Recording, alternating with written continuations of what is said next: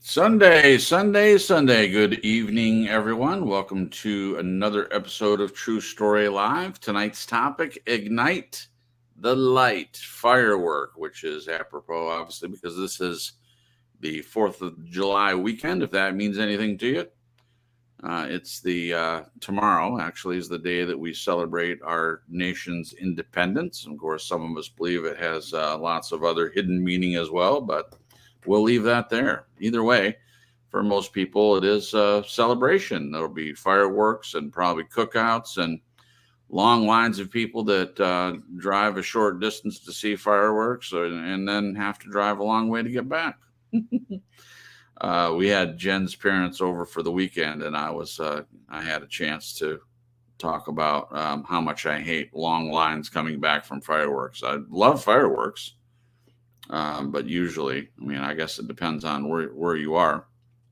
The best fireworks show I think that I ever saw was in Traverse City, Michigan, and we were staying in our family's vacation home that we go to every year, and it's only like a 15-minute drive normally. So obviously on the way there, it doesn't take very long, but a lot of people go. So it took 3 hours to go that same distance getting back, and yeah. So, but it was a good show. All right. So everyone wanted to know about that. So now that that's out of the way, I will introduce the rest of the panel. For those of you that don't know, if this is your first time listening, thank you for being here, listening to the playback, or if you're in the chat, and we'll get a chance to say hello to everyone in the chat in just a moment.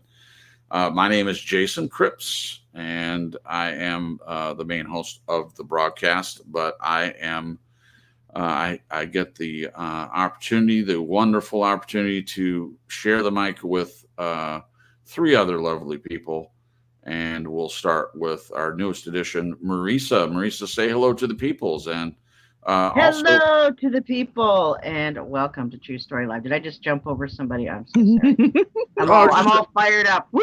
No, that's good. I don't celebrate this Illuminati holiday. I don't touch it with a 10-foot pole. I've seen more fireworks than anybody should ever see, and I can't say any of them were ever worth it. My most memorable was going to Red, White, and Boom in Columbus years ago, and there were so many drunk people walking around. You had to watch where you stepped, or lest you step in some vomit or something like that. Wow. Oh no. So yeah, so I would much rather stay home. My kids never got excited about it. They always fell asleep when they were younger. Who cares? So, okay. Wow. But I'm looking forward to tonight. Glenn's right up. Glenn always does an awesome job, and I can't wait to jump right into it. Woohoo! Okay. Yeah, thank you for sharing that. Yeah, you are fired up. I love it. Love that energy. I love it. Also, my wonderful and amazing wife, Jen, say hello to the people and share a quick, it doesn't have to be as quick as Marisa's, but if you want to share your fondest 4th of July memory. Oh, yeah. Okay. Hello, peoples. Good to be here. And hello to those listening to the playback. My fondest memory was when I was little, and I was born in Louisiana, in Baton Rouge. And we used to go to the Mississippi River and sit on the bank and watch the fireworks. And they were a little scary, but I also was enamored by them, and I just loved it. And my favorite are sparklers. I love sparklers. Yeah. I did get us some. We'll see if we use them. Yeah, we can go light the sparklers off, and yeah. Oh yeah, good stuff. Good to be here. Well, thank you, Jen. Sounds like you're fired up as well on this day before the day, so to speak. Yeah, Marisa's energy is infectious, and I love that.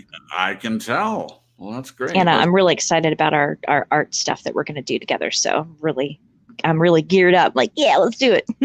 Yeah, let's talk. We can advertise for that a little bit so people know that is on the way. Awesome. Let me hear from Glenn first, and then we can talk about that, and then we can jump right into the show.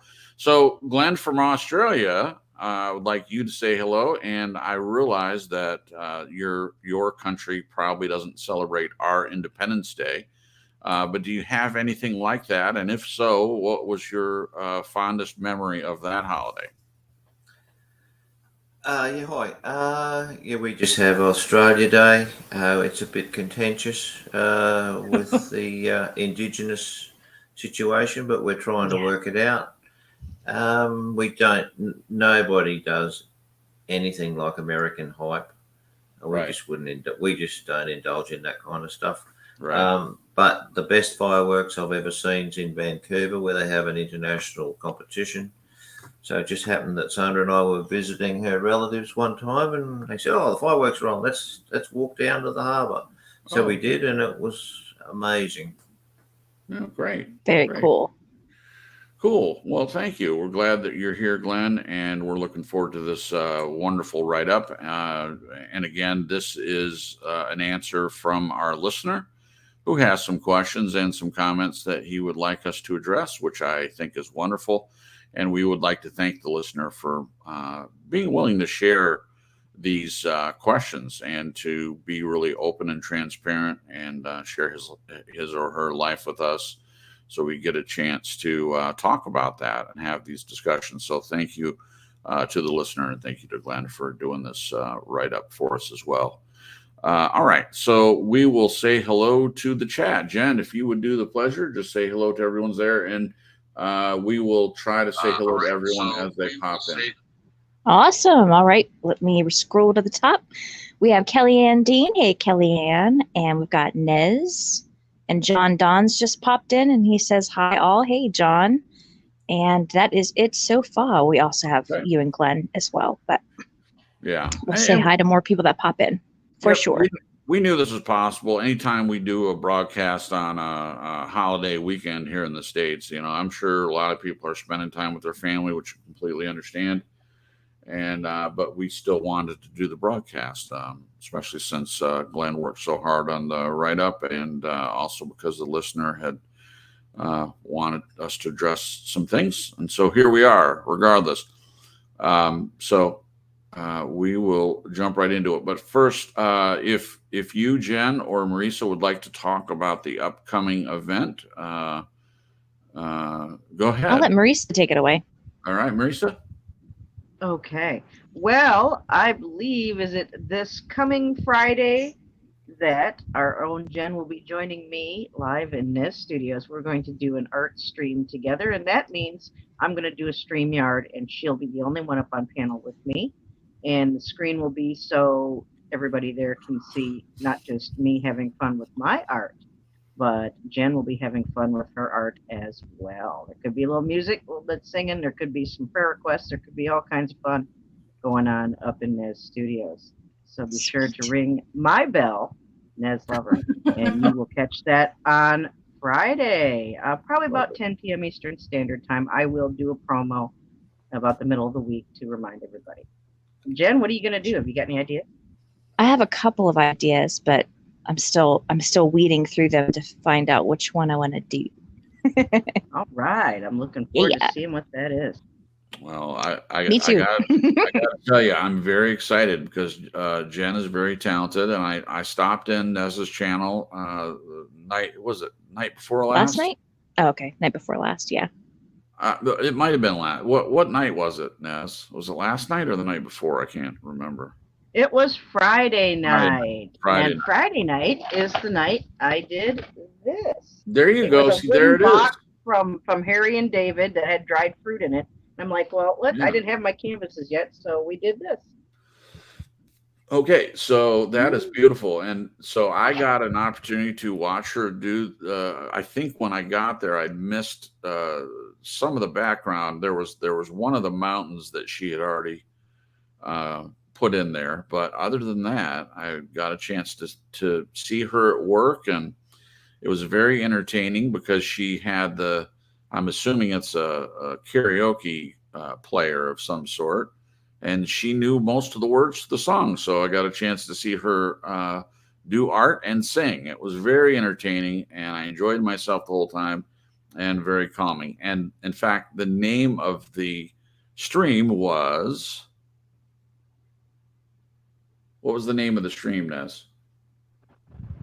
Oh, for goodness sake, what was it? I think it was chill, happy art therapy or some kind of thing Yeah. like that. Yeah, something like that. And that's what I felt. I felt chilled, and I felt like I was having a little bit of therapy with the music, the relaxing music, and Nez's wonderful personality. So, Nez, if you would pop your link in the chat for us when you get a chance so people can go to your channel and give it a look see.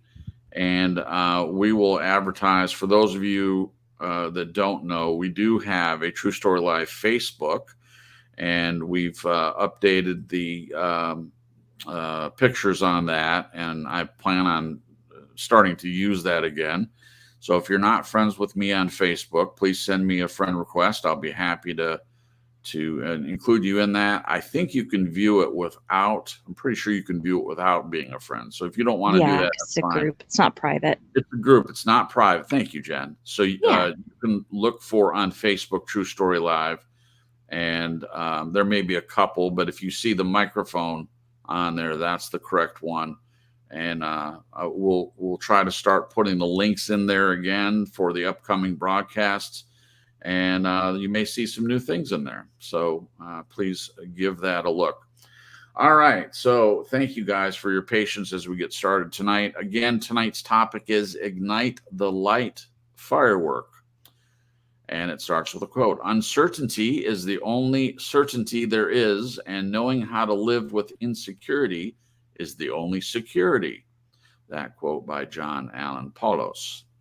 The first lines of the song Firework by Katy Perry are, quote, do you feel like a plastic bag drifting through the wind, wanting to start again?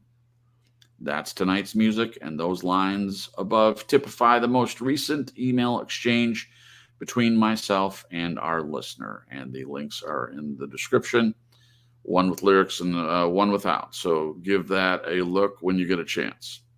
Our listener now has a clear mindset that when looking forward to future relationships, holding on tightly to a set of suitcases containing past baggage is not very attractive to another person. Add to that, trying to quantify a future relationship from a place of wanting all the I's to be dotted and the T's to be crossed is a tough, if not impossible, ask. With this in mind, I made the suggestions. Quote, why not just accept that the only certain thing you have is God and live in the uncertainty of the rest and let that reveal itself to you, end quote.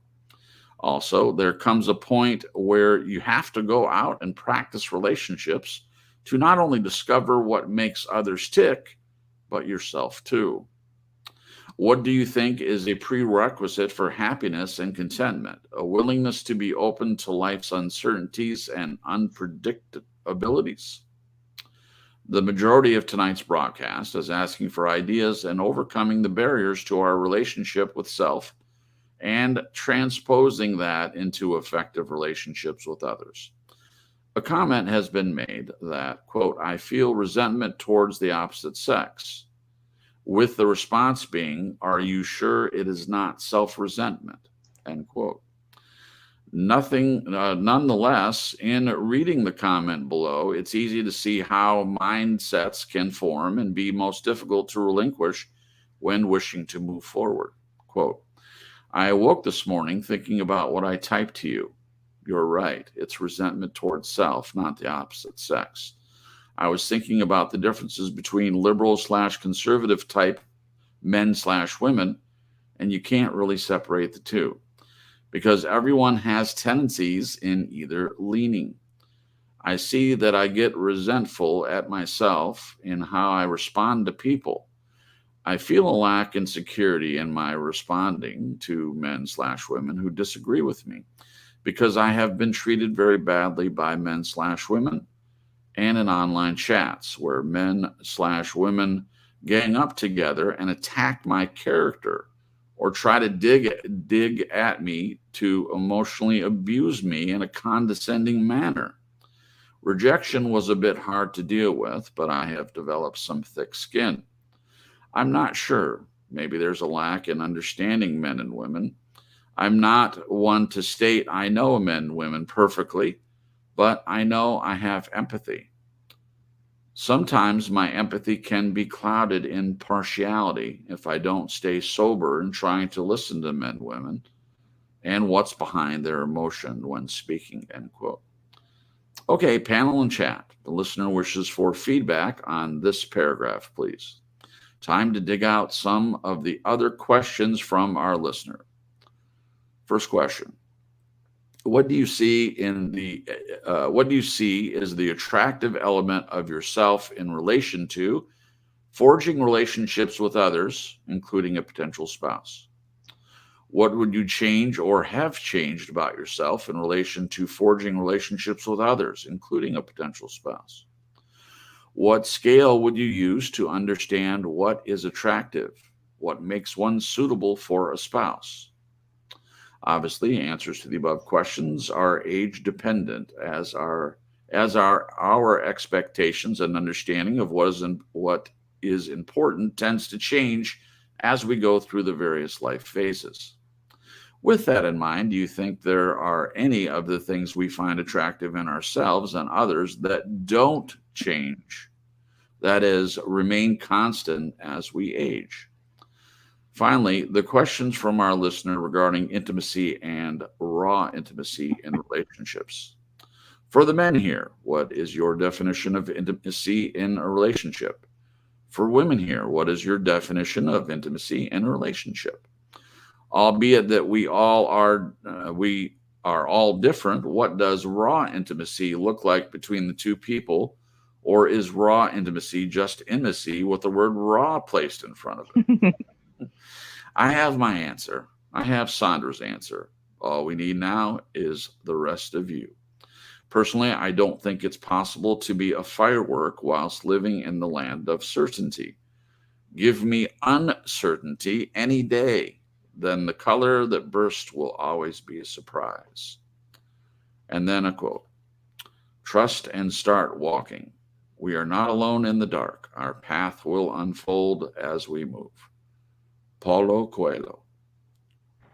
Oh. Wow. Beautiful. Good Yeah. job. I love it. Love it. Love it. Great write-up and great reading. Oh, thank you. Thank you. I thought she was referring to Your pronunciation. Pronunciation. The pronunciation, Paulo yeah, I was all good, but yeah, I was really Paulo listening to the pronunciation. We've been practicing it today. Yeah, Jen's. So I got to share this. So before the broadcast, usually we spend a little time apart as we prepare in our own ways for the broadcast, and she was saying I went to the restroom real quick, and I could hear her in the background, and we were saying it, practice saying it. So, and then when I went to the office, I pulled up the recording that Glenn was so kind to send and played it a couple times and repeated it to make sure I got it. I don't know why it's so hard, but I will say this. Apparently, I'm not the only one that has trouble pronouncing his name, because there are like 6 videos on how to pronounce it. That's so true. Right. Okay. All right. Let me check the chat and see if anyone else has popped in. Celine, welcome, Celine. I hope your 4th of July weekend is going well. Thank you for being here. And we'll keep an eye on the chat and say hello to anyone that comes in. All right. So again, the links to the song are in the description. Give that a listen when you get a chance. And I'm going to read the quotes again before I get to the question. So with this in mind, I made the suggestions. This is from Glenn. Why not just accept that the only certain thing you have is God and live in the uncertainty of the rest and let that reveal itself to you? Okay, this is a suggestion, not a question, but I love this idea, living in being certain that all you have is God and live in the uncertainty of the rest, not knowing the rest, and let that reveal itself to you. I just have to say, this is something Jen and I talk about a lot, because as believers, there are a lot of things that we feel like we understand about Scripture and about life, but we realize that we're learning something new every day. And I think that's the way it should be in a relationship, an ongoing relationship with our Creator. We're asking Him for wisdom, which the Bible says He gives without holding back. I think the word is unabradeth. And that's what it means. It means that He will not hold back when we ask Him for wisdom. So that's something we pray for quite often. And I believe that He gives us that. I believe I know more now today in my walk with God than I did when I was 16, 17. I think it continues. I hope it does for you. But there are some things we can't be certain of until they're revealed to us. And I look back at my understanding of the Bible when I was younger and my understanding of it now, and I feel like He's revealed to me many things between then and now. So by applying this suggestion to your life, I just really like it. Does anyone else want to comment on that? What do you think about this suggestion before we get to the questions? Anyone want to comment on that one? Wait, which suggestion? I was looking at the chat. Sure. Glenn's saying, okay, to the listener, he's saying, why not just accept that the only certain thing you have is God and live in the uncertainty of the rest and let that reveal itself to you? I think that's a great suggestion. Yeah. I think there is beauty in uncertainty. And I think when we try to find certainty in a way that's us trying to control things, and there's a lot of things we really can't control. And so it's sort of like a recipe for disaster in a way. I would agree. If you hold loosely to it, and plan things with the thought that things could change or life could happen, it helps with the stress and the anxiety. Yeah. Thank you, Jen. Marisa, do you want to comment on that as well? All I can say is our life is uncertainty, whether you want to own up to that or not. None of us are promised a tomorrow. We never know what's going to come around the bend. And that's all we can do is just surrender to the uncertainty and just roll with it as best we can. And as a Christian, we can just rely on God to get us through no matter what comes. Perfect. Thank you, Marisa. Glenn, do you want to add anything to your suggestion? Yeah, and this only came up in an email. I think it got here last night. In that, people. Now, how do I say this? Just give me a tick. I've got to get my brain in order. Yeah, take your time. Yeah, it's just like in the situation, it feels to me like the only certainty that exists has been what has gone before. And that is so clouded everything. Yeah. That you suddenly, that sort of what that does, is it takes it into your life and you almost feel like you need to, because of those past influences, you really are trying so hard to understand stuff that you've really got no chance of doing so. Right. Does that make any sense? Well, sure, and I'll prove it to you. So we're programmed by everything that happens, and if we stay in that, then it's hard to perceive anything new. We're looking at everything that we've gone through and using that, and that bases everything we've been through bases how we look at what happens presently or in the future. It's true. The past is what's providing the certainty, right? And that in some ways it feels like there's an attachment to that certainty, right? And going forward, I can see it, how difficult it can be to go from having all of those influences and saying that's all gone now. Yeah.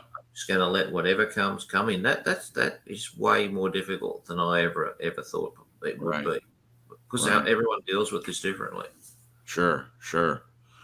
Okay, thank you, Glenn. I just thought that was worth just a little bit of discussion on that, because I think it is a pearl of wisdom. It just really is. I think a lot of people struggle with this, and trying, especially in this world that we live in, where things change all the time. Some things change all the time. So just when you are certain about many things, they flip it on you. The world flips things on you, and then you have to deal with new things. But if you're in a place, as Jen was saying, if you hold loosely to your certainty, or what Glenn is suggesting is the uncertainty of other things, and let that reveal itself to you, it seems like you'd have a better time of it when things get turned over by others, or just life in general. Okay. The next suggestion: there comes a point where you have to go out and practice relationships to not only discover what makes others tick, but yourself too. This one I can relate to as well. And I've shared before that coming out of my divorce, I was beat up emotionally for a while, and then I just didn't want to have anything to do with it. And Glenn suggested, put yourself back out there. And I didn't really want to, but I started to do that. And out of that, Jen and I were friends at the time, as you heard me say. And out of that, I realized at least at the time, there wasn't anything out there that I was interested in. And the one person I would have been interested in was not available at the time. But I was blessed to have all the practice. Even my previous marriage that didn't pan out, which I'm grateful for, that was practice for me. I thought about all my other relationships leading up to that, and even my platonic relationships prepared me just in general to be a better friend, to be a better listener, to be a better husband. All of that was practice leading up to this relationship that I have with Jen. So there's a lot of wisdom in this.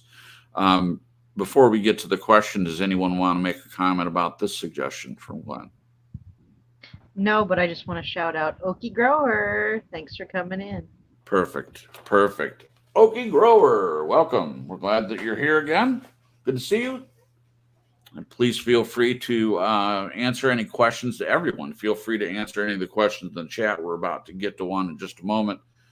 And we would like to hear from you. And as I see it, I will try to read any that come up. Okay.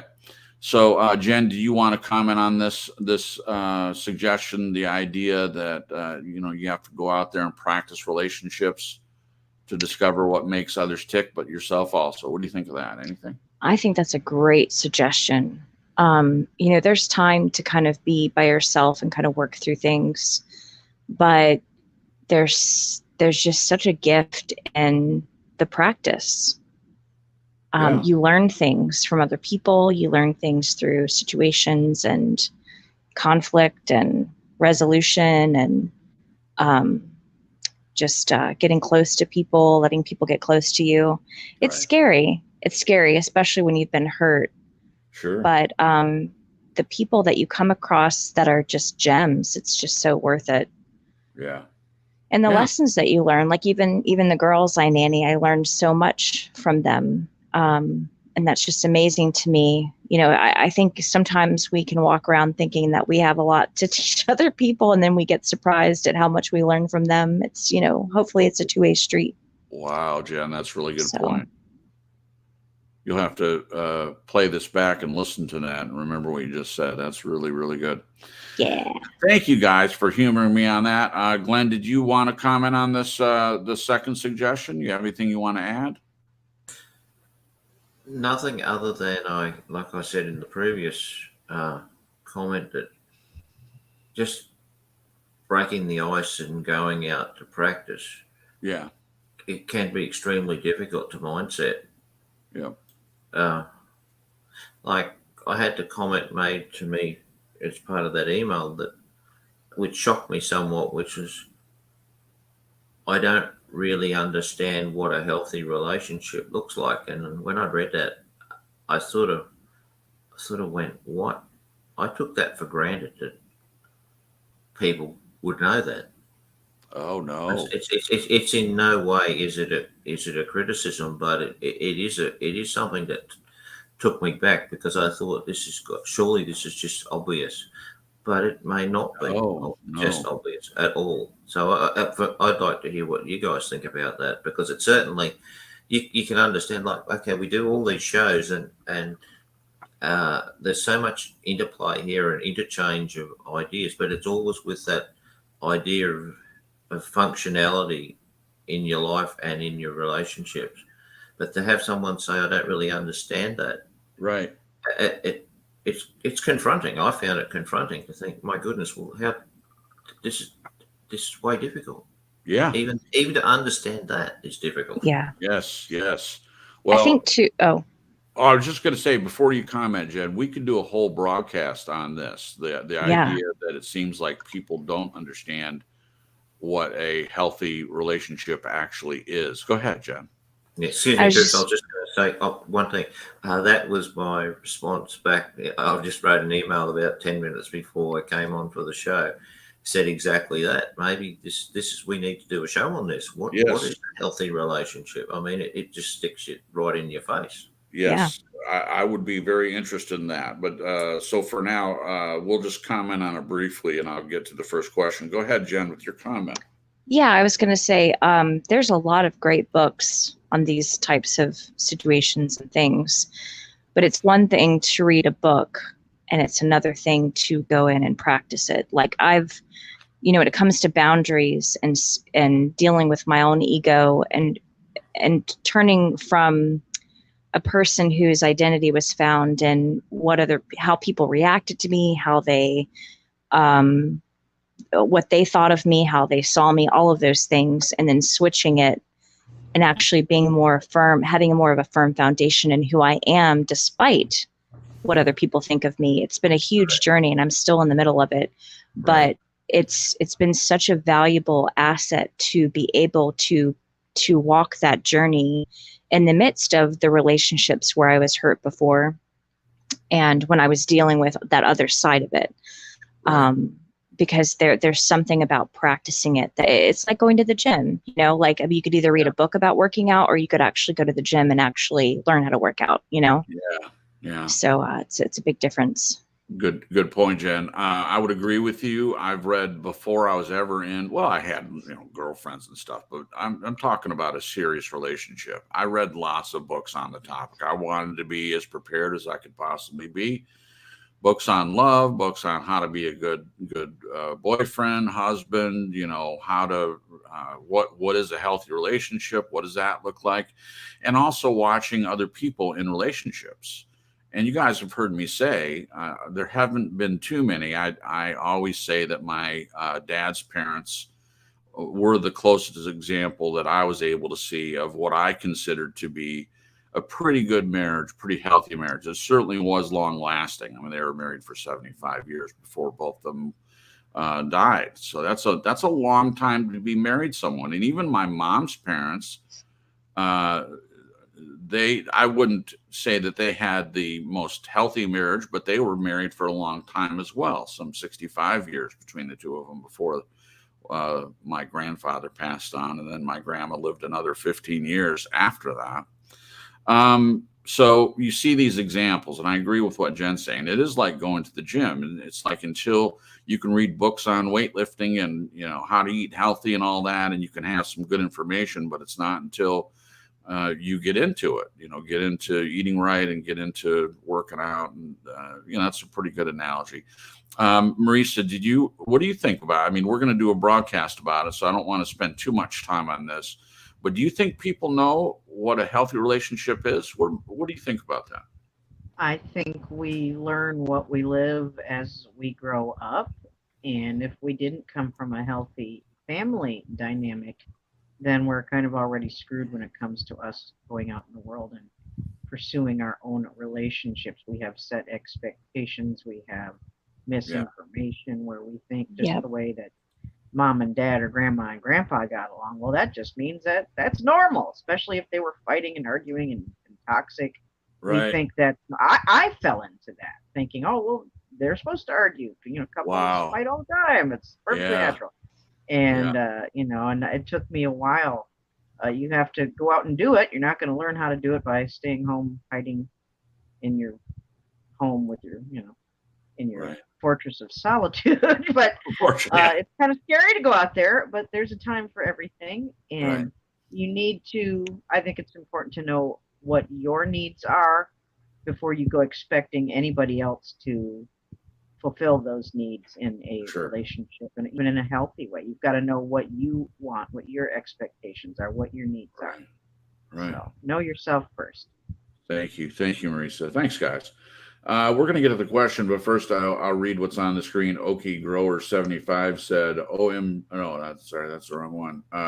Why can't humans be more like penguins? Why can't humans be more like penguins? I believe that penguins mate for life, do they not? So I think they do. Yeah, I think they do. Maybe that's what Okie Grower meant. But you feel free to comment on that if you want to. But thank you for your comment. And before she asked me, Celine went and saw Jurassic World Dominion movie. She says it's awesome. So if you care about that sort of thing, there you go. All right, here we go. First question. What do you think is a prerequisite for happiness and contentment, a willingness to open to life's uncertainties and unpredictabilities? What do you think is a prerequisite for happiness and contentment, a willingness to be open to life's uncertainties and unpredictabilities? And we'll start with Marisa. Well, just to pick up where I just left off, you've got to know yourself, what your needs are. And at the start of it all, don't deny the spiritual side of yourself. What things bring out good fruit in your life? What brings out good feelings? What kind of qualities and other good qualities do you put out from what kind of stimuli, from what kind of people? So you got to start there. And again, if you are a Christian, you can ask God to show you, what do I do? How do I do this? How do I function in this world dealing with other human beings who are just as imperfect as I am, but still do this in a healthy way? Especially if you came from a toxic background, you're starting all over. Right. So you got to, I would say, start with yourself and start with your spiritual grounding first and foremost. That's going to set the tone for everything else. Right. Okay. Thank you, Marisa. Jen says self-acceptance. You want to elaborate on that one, Jen? Yeah. Gosh, there's so much to this, but the reason I think self-acceptance is a big key to this is if you don't have it, you're kind of on unsteady ground. Right. And everything around you affects that ground. And I mean, I know everybody's probably experienced this where you're like self-focused in a bad way and insecure. And it really does affect how you live and how you relate to other people. Like, I don't know about you guys, but when I was in that place, I just would be bombarded with thoughts instead of being present and enjoying myself, I'd be like, am I laughing too much? Am I talking too fast? Am I not talking enough? Like, do they think I'm funny? How's my makeup? Do I look fat in these clothes? Like, I mean, it's just like, it's like all of these thoughts, just bombarding you and you're just not present. When you have self-acceptance, there's such a peace, and then you can just be and focus on other people, it's just such a wonderful, wonderful place to be. And I honestly, there was a time in my life where I didn't ever think I was going to get here. I thought I was always going to struggle with being in that place. Right, and it caused a lot of social anxiety, and I ended up holing up. Yeah. And it was just so even sometimes physically painful to be around people that I just would isolate. And I don't think that's what God wants. And I think we're all created with a purpose, and we have things to offer other people, whether it's our time or attention or listening or advice. I mean, there's just so much, so it gets in the way of that. So self-acceptance, I think, is huge. Okay. Thank you for sharing that, Jen. Appreciate that. What about you, Glenn? What do you think is a prerequisite for happiness and contentment, a willingness to be open to life's uncertainties and unpredictabilities? I think if you don't have a mindset that you just have to be ready for anything, and that plans change. Like last night, I was in the office and I came out and Sandra's stuck on the lounge chair. She's been there for half an hour. She can't get up. Oh no. Well, if I wanted to watch the football, what am I going to do? Try to help her get up from the lounge chair for another half an hour, or say, bugger you, I'm off to watch the football. Right. You can see it's a good example. Well, that actually how it worked out was I had to call the neighbour to come and help because Sandra was being silly and did something stupid. But that's beside the point. Right. She's been ceremoniously put in her place. Right. For making me miss the football. But if you're not willing to just acknowledge that the crap happens, it happens. And if you want to live in this place where everything is just always going to run like a clock, you're going to be miserable because it isn't going to happen. Right. So I think it's a prerequisite. Just be open to what's going to happen and deal with it. Learn to deal with it. Practice dealing with it. There you go. Thank you. Thank you, Glenn. Okay, I'm going to try not to go on too long with my answer to this, but this is something I have had to learn as well.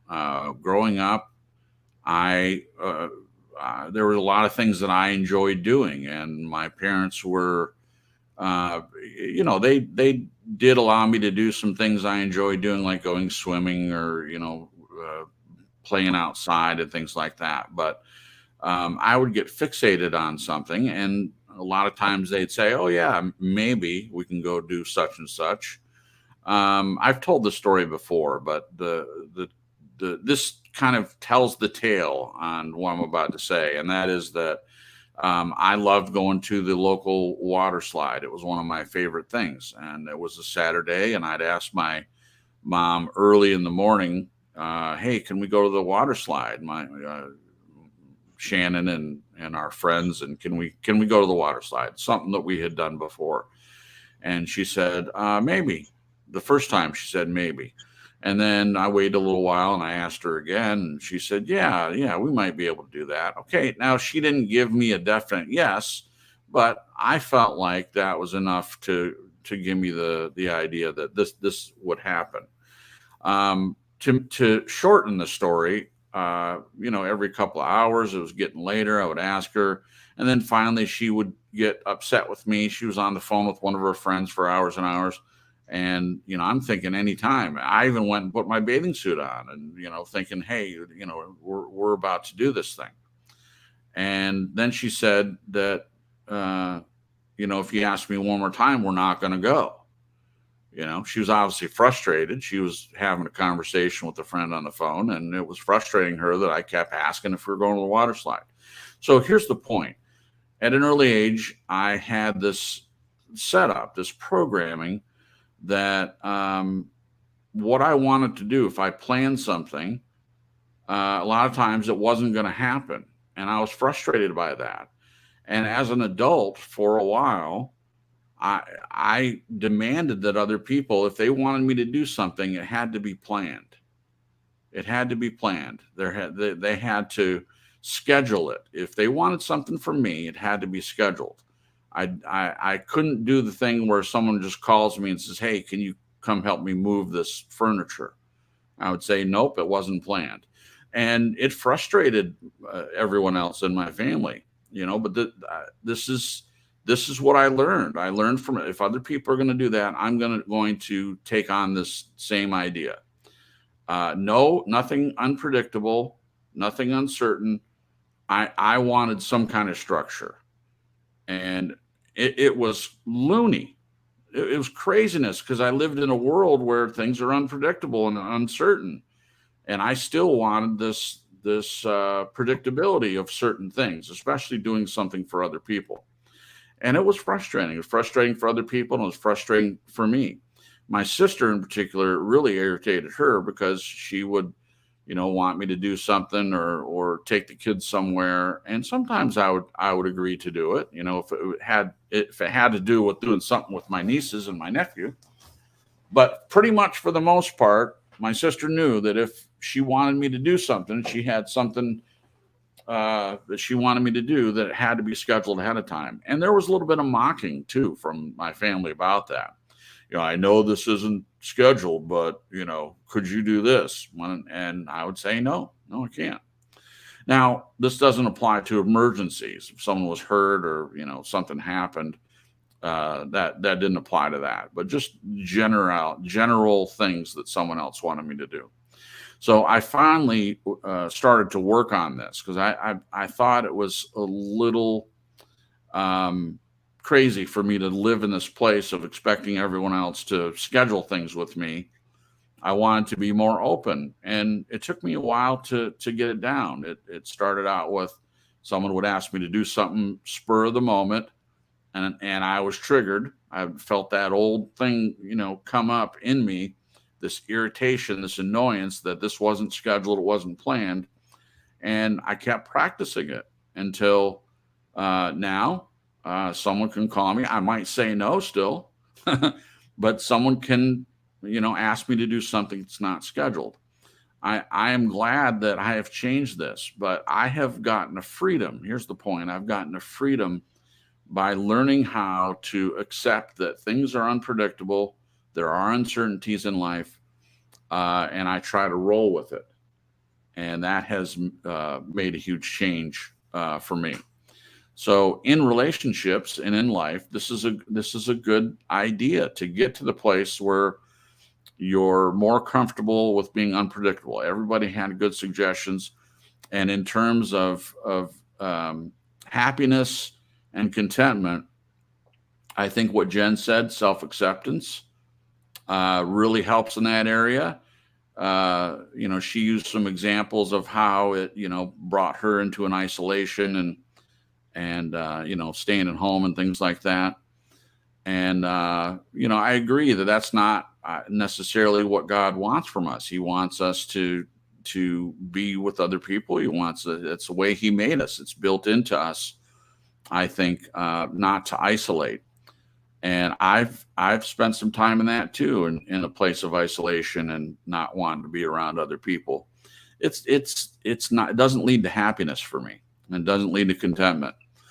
So I would say that it's very important to work on this if it's a struggle, and accepting yourself is a good plan. And also, I would say immersion is the best way to get over this by little trying little things to get yourself out of this, and know that, if you plan something, if you plan a 2-hour excursion, whatever it is, going to a movie or a picnic with someone or whatever, just be prepared that sometimes things aren't going to work out as planned. Car can break down. There can be a lot of traffic. You plan to be there at a certain time. You get there and there's this huge line. So you can either be okay with it may not work out as planned and be more laissez-faire, so to speak, and enjoy whatever comes. If you get stuck in traffic, you're with someone that you like, you can make it fun. Sometimes things don't work out the way they're planned, but that ends up being a good thing, not a bad thing.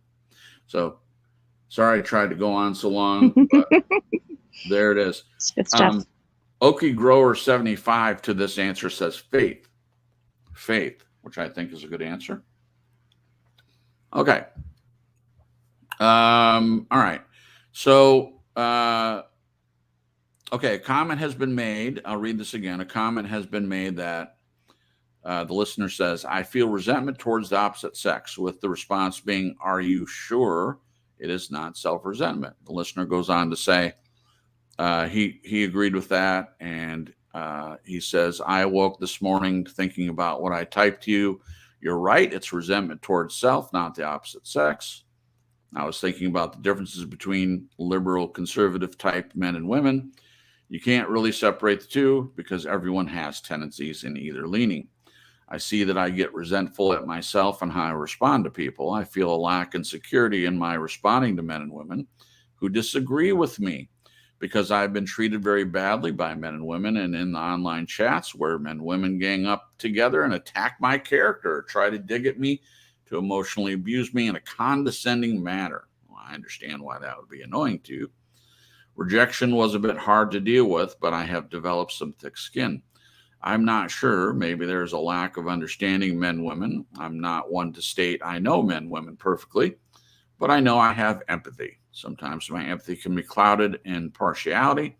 If I don't stay sober and trying to listen to men, women, and what's behind their emotion when speaking. This is great. I think I think the listeners in a really great place to be looking at this. So yes. Okay, panel and chat. The listener wishes for feedback on the paragraph, please. Time to dig out some of the other questions from our listener. Jen, I'll pick you first. The first question is, what do you see is or did you want to comment on the paragraph? I did. Okay, yeah. I just was going to make the comment, and this is just coming from my own personal experience when I've run into situations like that where someone's treating me badly. I grew up in a place where I always thought it was me. Like I would think, why is somebody treating me like this or acting this way toward me? And for some reason, for me, it was easier to think that it was me that had a problem and not them that had a problem. Sure. So, and some, I'm not trying to get off scot-free that, I'm perfect and other people aren't. It's not that at all. No. I just think, you hear that phrase of when someone's acting a certain way, a lot of times it's their own stuff it's coming out of. Yes. Than something that's in you that's causing them to treat you that way, or a reason as to why they're treating you that way. Now, I think there are cases where, that could be the case. Sure. But I think a lot of times we tend to blame ourselves and look inward instead of saying, hey, so-and-so's obviously having a bad day, or maybe they're just a mean person. Right. And that doesn't define me. Right. So that's what I was going to say about the paragraph, but I didn't look ahead to the question. No, that's okay. I'll ask the question again. Yeah. So thank you for sharing that, Jen. Yeah. And the thing about, chat rooms and people treating the listener badly, either sex can do that, online chats. Gosh, you've heard us talk about this so many times about the ganging up and attacking my character. Marisa, just before the show, was talking about one of her trolls came by, and I love the way she dealt with it. But this happens to us, this harassment that happens, and it can get heated, listener. It can get heated, especially when people disagree. This is the thing that bothers me, that you've heard me talk about it on the last broadcast. I would love to live in a world where you can just have a conversation, polite adult conversation, disagree with someone, and that be okay. But that's really not the world we live in. So either you can just not talk to anyone, or you can change how you deal with when someone disagrees with you. And so that's kind of what we're digging into here. Okay, so first question, I'll start with you, Jen, since I was going to ask you, what do you see as the attractive element of yourself in relation to forging relationships with others, including a potential spouse? What's the attractive element that you like? I think I have a genuine desire to know people, to know their story, to listen, and to have a connection. Yeah. And I think that's a good thing. I think people like to be seen and heard and known. Most people, I think. Yeah. I know I do. And I know you do. And it was one of the reasons you and I connected. Sure. Because I think we both had that desire to be seen and to see and to be heard and to listen, and to know each other. Right. And accept each other. There was like a mutual acceptance there. Yeah. Which was really good. So that would be my answer. Thank you. This is a great question, and I could list many different things that I think are attractive, but the thing that popped out when I read this question to Jen was being an active listener, being a good listener. I think this is so important, and I don't mean just waiting for your moment in the conversation to put out your opinion or your thought, but really listening to what the other person is saying. And the reason I say this is because I don't think, some people do, But in most cases, and I've observed this in listening to other people talk to each other, there doesn't seem to be active listening. It seems like a lot of people are just waiting until their moment to be able to say what they want to say. And I've caught myself doing it in the past, where someone's going on and on about something and they made a point right at the beginning that I wanted to comment on. So it's already in my head. Well, here's what I want to say. And then I miss other important parts of what they're saying. Now, there are people that don't want to let anyone get a word in edgewise, and they just want to hear themselves talk. And that can be very difficult to just sit there and actively listen for long periods of time. So then with that, if you're with a person like that, you also have to learn how to actively barge in so you can make your point. But seriously, though, being an active listener is an important element. And like I said, I could name several more, but that's the first one that popped up. So that's what I'm going with. What do you think, Marisa? What do you see as an attractive element of yourself in relation to forging relationships with others, including a potential spouse? I'm ready to love and I'm ready to forgive. I'm not perfect and I want love, but I'm also ready to love others. And I really don't like superficial or just acquaintances that don't really get to know each other nearly as much as I enjoy. Actually, like you were saying, getting to know somebody. Yeah.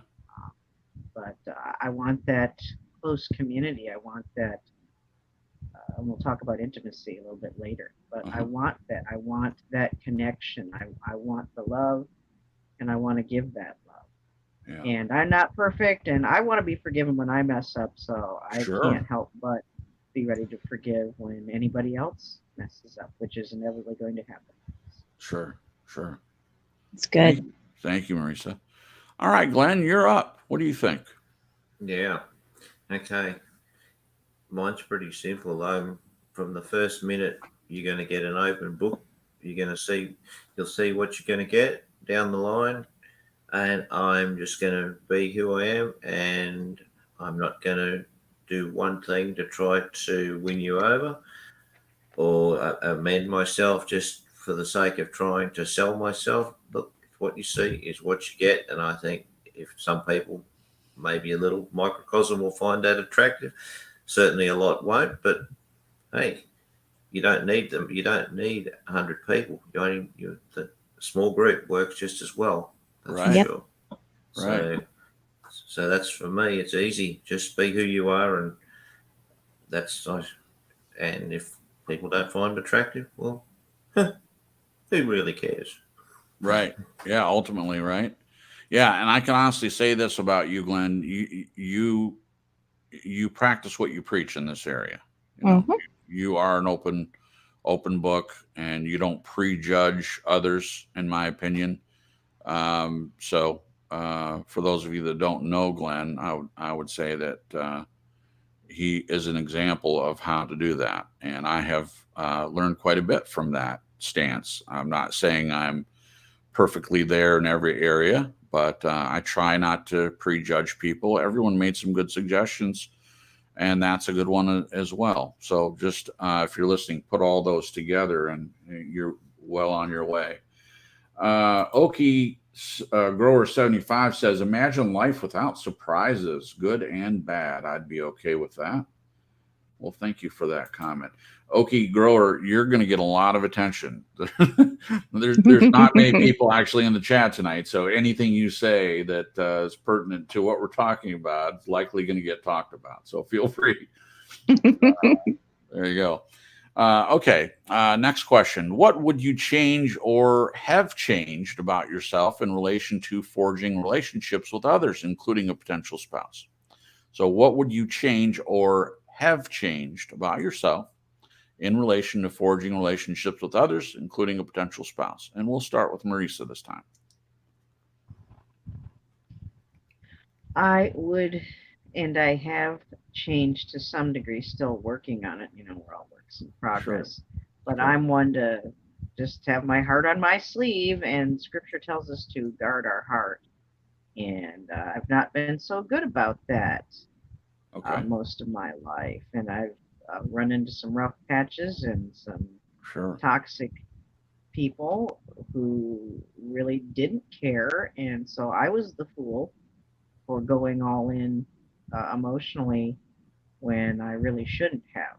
Right. So I mean, I own up to my share of the responsibility of falling into toxic relationships. I mean, it doesn't excuse the other person's, but No. if I hadn't have been quite so gung ho, maybe some of that could have been avoided. But I've learned, so that's good. I've learned to tone it down, to not quite go all in so fast, and to just slow down, relax, and enjoy the ride. There's no rush. I don't Right. know why I always felt like there was a rush, but there really isn't. It's just somebody No. said earlier tonight to just enjoy. Yeah. Life's about change and uncertainty, so just sit back and enjoy the ride. Sure. Okay. Thank you, Marissa. Awesome. Love. What about you, Glenn? What would you change or have changed about yourself in relation to forging relationships with others, including a potential spouse? Boy, this is a testimonial. I could go on for a day. Okay, good. Do it.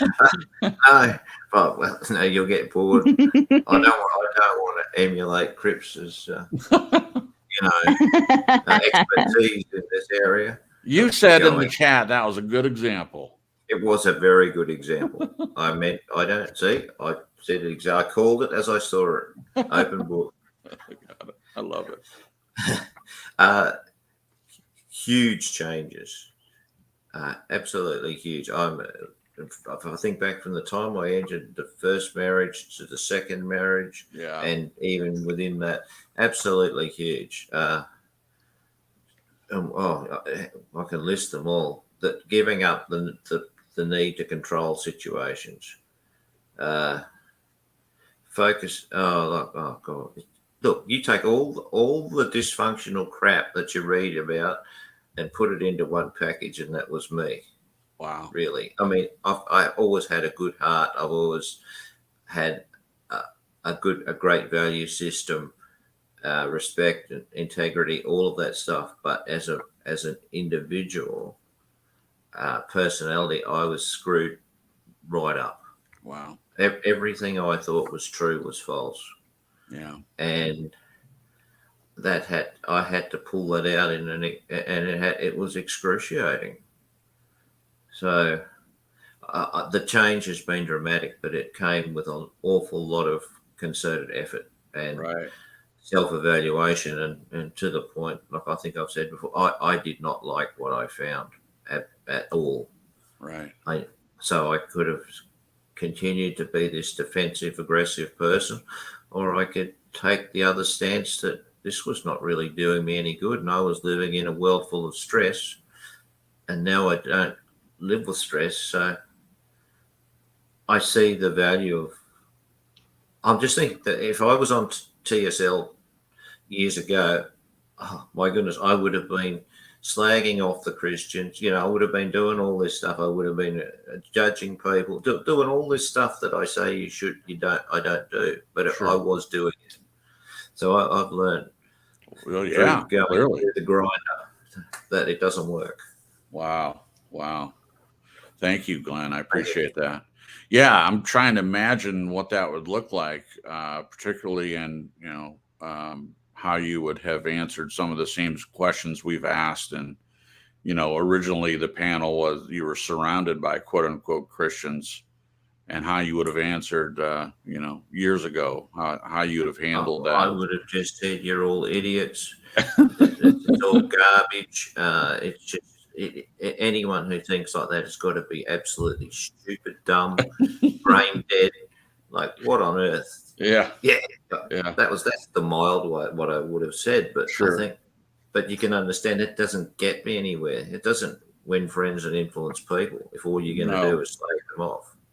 No, and frankly, if that had been your reaction, we would have missed out on learning a lot from your perspective, and I would say you also at least learning, more of what people believe. I don't know. You'd have to say whether you've learned more from your new perspective or less, but it seems like anybody that was willing to change that aspect of themselves would learn more from life and learn more from others than they would if they were taking the other stance. I think if you come from the place that all this God stuff is garbage, you're not going to be open to even listen to what anyone says, because you have a preconceived idea in your head that you know everything. Right. And when you accept that you know nothing, or I actually was, even though it's not for me, Christianity or the God stuff, I've still been interested from a knowledge point of view to understand what people believe. I found it interesting. Well, thank you, Glenn, and that has helped other believers. Your stance on it, you've heard me say this before, your stance on it has helped other people look at it from a different perspective and, in my opinion, fine-tune what they do believe by asking the questions. So if you weren't willing to do that, if you were taking that former stance, it would have had a dramatically poor effect on lots of other people. I think that you have helped, well, just speaking for myself, you have helped me to, in answering your questions about belief and faith, you've helped me take a deeper look at what it is I do believe. And that has been helpful to me personally. Same I here. think I see that just of all of the upshot of all this, there's a place for all of us here. Yeah. And it doesn't matter what you believe. The fact is you can coexist and you can do it constructively. Yeah. So we've all got to live in this world. Yeah. Yeah. So perfect. Thank you, Glenn. I appreciate that. What about you, Jen? What would you change or have changed about yourself in relation to forging relationships with others, including a potential spouse? So mine is not chasing after people. Oh. If people decide to leave, I still care about them. I still love them and pray for them and think of them often. Right. But I used to chase after people. And in a way, it was sort of my way of proving that I was worthy, trying to convince them I was worthy to stick around. But why would you want to be around people that don't make an effort to stay? It just doesn't make sense. No. And, and I would be in this place where someone's silence, you're not hearing from them for a while. Yeah. I'd think, are they mad at me? And then I'd feel responsible to go out, and I just was such the person that, I hear this question ring in my head of, hey, did I do something wrong? Are you mad at me? Are you upset with me? Yeah. But now recognizing that it's their responsibility to come to me and tell me if they're upset. Right. And the reason behind that is other people's feelings aren't my responsibility, just like my feelings aren't other people's responsibility. Right. So learning that lesson has been huge. So, it's that I have control on whether or not I let someone know that I'm upset, or not. Yeah. And then if somebody else is upset, it truly is their responsibility, to share it with you. It's a really weird game, I think, that some people purposefully play when they do like stonewalling and they want you to chase after them and, hey, are you upset? So it creates this atmosphere of anytime they're silent, if you do the chasing and you run after them and you ask if they're upset and they say yes, and then there's this conversation or fight or argument, it creates this atmosphere of anytime they're silent, you're walking on eggshells, you're stressed out or anxious. Yeah. It's not a good way to live. No. And that's where I used to be all the time. And it's just exhausting. So that's one of the lessons I've learned. And I don't do that anymore. No, you don't. No. And I'll give a quick example. I had a lady at my last job where I worked with kids after school. And she was older than me, and I was like sort of the manager. That wasn't my title. I can't remember what the title was, but I was sort of the main coordinator. And she would go days and not talk to me. Like I was sort of the boss at this school, and she wouldn't make eye contact. And when I asked her a question, she would ignore me. It was very uncomfortable. And so then I would kick into, what did I do? Did I say something wrong? Is she upset with me, or is she just having a bad day? Like what's going on? And it would just fill my mind. I couldn't focus on other things. I was so inundated by it, you know? And I finally, and this was practice. This was me having to, you know, it was my job. It wasn't necessarily a friend that hung out with, you know, the circle of friends that we hung out with, but I had to practice. It put me in a position to where I was able to practice, okay, like, this lady's feelings are not my responsibility. And if she's not talking to me, she's not talking to me. I just won't talk to her. And then a few days would go by and she'd be fine. But I do think with this particular person, it was sort of a power control thing and a manipulation tactic. And I've run into many people like this. It's very interesting. Yeah. But I think they want people to chase after them and tiptoe and, you know, all that song and dance. And I just got to a point where I was like, I'm not doing that. It's exhausting, and I'm going to put it on my mind and pray for her. And I found out later that she just really doesn't like taking orders from people that are younger than her. So I think she had a little bit of, she had been at this school a lot longer than I had. And maybe she felt like she should have had the job that I had. I have no idea, but I was like, oh, okay, that's interesting. Yeah. But it was good practice, you know? So. Wow. That's great. Lots of good stuff there. Thank you, Jen. Yeah. Okay, I saved myself for last. Gosh, I mean, where do I even start? I think one of the biggest things that so what would you change or have changed? I'm at the place now where I am used to changing something every day. And we've shared this before, but I would hope that anyone in a new relationship, or you're forging a relationship, would know that you're going to change, and hopefully the person that you're with is also going to change. Not getting dogmatic in your mind about when you first meet someone that they're going to stay the same. That's really not about changing yourself unless you have that mindset.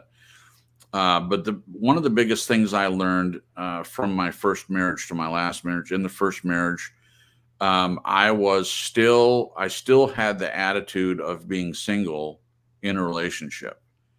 And when I look at the reasons why that relationship didn't work out, there are many reasons. A lot of them had nothing to do with me, but I had to look, you know, be introspective, look at myself, see what I was responsible for.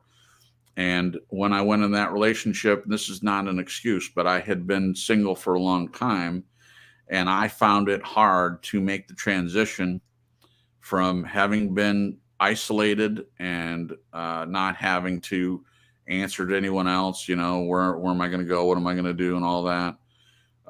Being alone, we called it my alone time. I had alone time.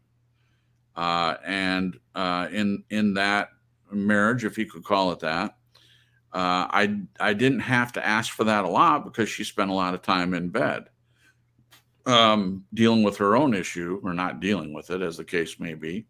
So I had a lot of alone time, but when she was out of bed and wanted to spend time together, I would do that. But I still had this expectation I would look forward to when I could be alone. And part of the reason for that was the choice I made in the spouse that I chose, because I chose someone that was more concerned about herself than about the actual relationship. That is one of the biggest things that is completely different, and it doesn't have anything to do necessarily with anything that I've done. I don't have to. I don't crave my alone time. I don't have to crave it anymore. But I've changed a lot in that area. I'm not clinging to that as much. And it doesn't seem like a big thing, but if a person is used to being single, if they're older, I would assume that it's not just me that had this issue. You know, you're used to things being a certain way, and you have to be willing to let someone else in. So it's being more open to the other person. So I guess I would say, you know, being open, being transparent. And the other thing, I'll just say that learning from the first relationship, there are a lot of things in the first relationship that I was in that I just let go of. I didn't press the issue, and I wish I had. Now, in the relationship I'm in now, I don't have to press any issues because we're open and honest right from the beginning. And that's one of the things I did when Jen and I were friends, and I felt like it might develop into something else. I told her as much as I could see myself. I told her every what I would consider a negative thing about myself that you could imagine. I didn't want to go into the marriage with anything hidden. And it's not that I hid things in the first one, but there were just, it wasn't the same level of openness. That's what I'll say. Yeah. It wasn't the same level of transparency and openness as I have now. And I have not regretted it one single second. You're letting that by being open and transparent with the other person. Yeah, you could get hurt. You could share something about yourself the other person doesn't like. But see, the thing is, it's worth the risk, because if you share something that you struggle with your potential spouse and they don't like it, then you've dodged a bullet. You shouldn't have to be in a relationship with someone who's not willing to accept you for who you are. And that's huge to me. So I'm with someone now that accepts me. She knows what I struggle with, what I don't struggle with. And she was willing to accept me for who I was at the time. And so that's how the relationship started. And that's how it goes. And I'll never regret doing that. So I don't know. I hope that wasn't too convoluted, but that's kind of where I'm coming from on that. All right. Good stuff. Thank you. Did everyone answer that one? I think so. So, yeah. I'm going to share what you put in, Jen, before we get to the next one. Jen says, if someone wants to be in your life, they'll make an effort to be in it.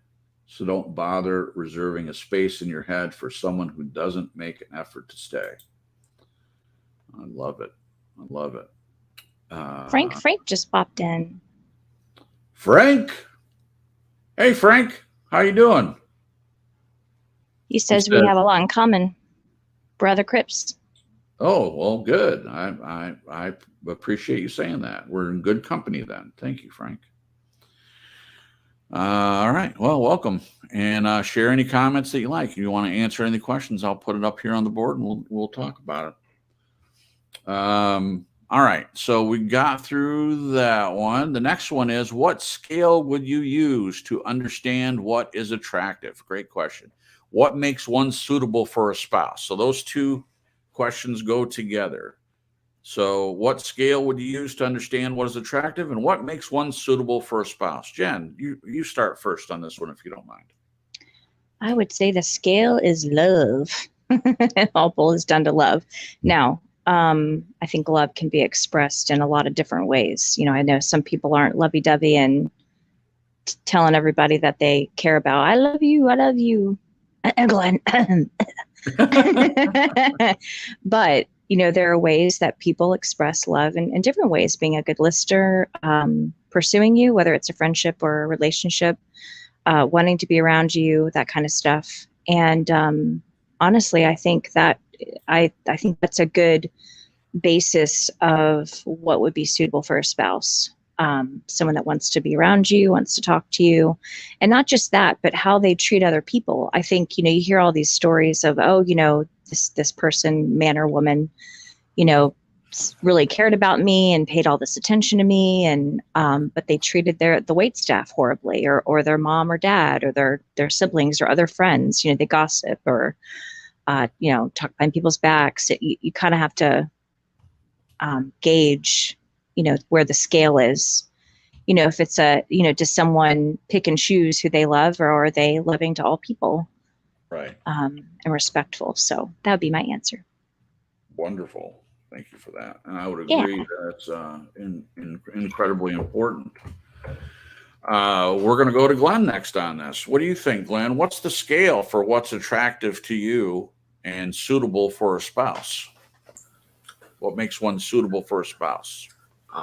The first one I didn't really understand. Maybe that's a cultural difference. I didn't understand what scale would you use, Joe. That's what the question's in there for you guys to Oh, If someone wants to enlighten me what that actually means, I don't know. Scale.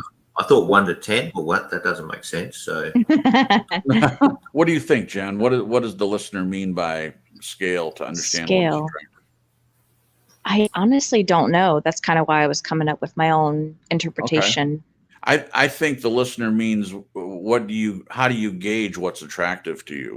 What do you compare it to, or what do you look at to see what's attractive? Because the next question, what makes one suitable for a spouse? So what is attractive about another person or a relationship, and what makes you suitable for a spouse? okay, I can have a go now. Okay. The first thing is forget the looks. Mm-hmm. Just take that out of the equation. It's like going onto a dating site and not seeing a photograph of someone and being preconceived. Oh, they don't look very nice, or Right.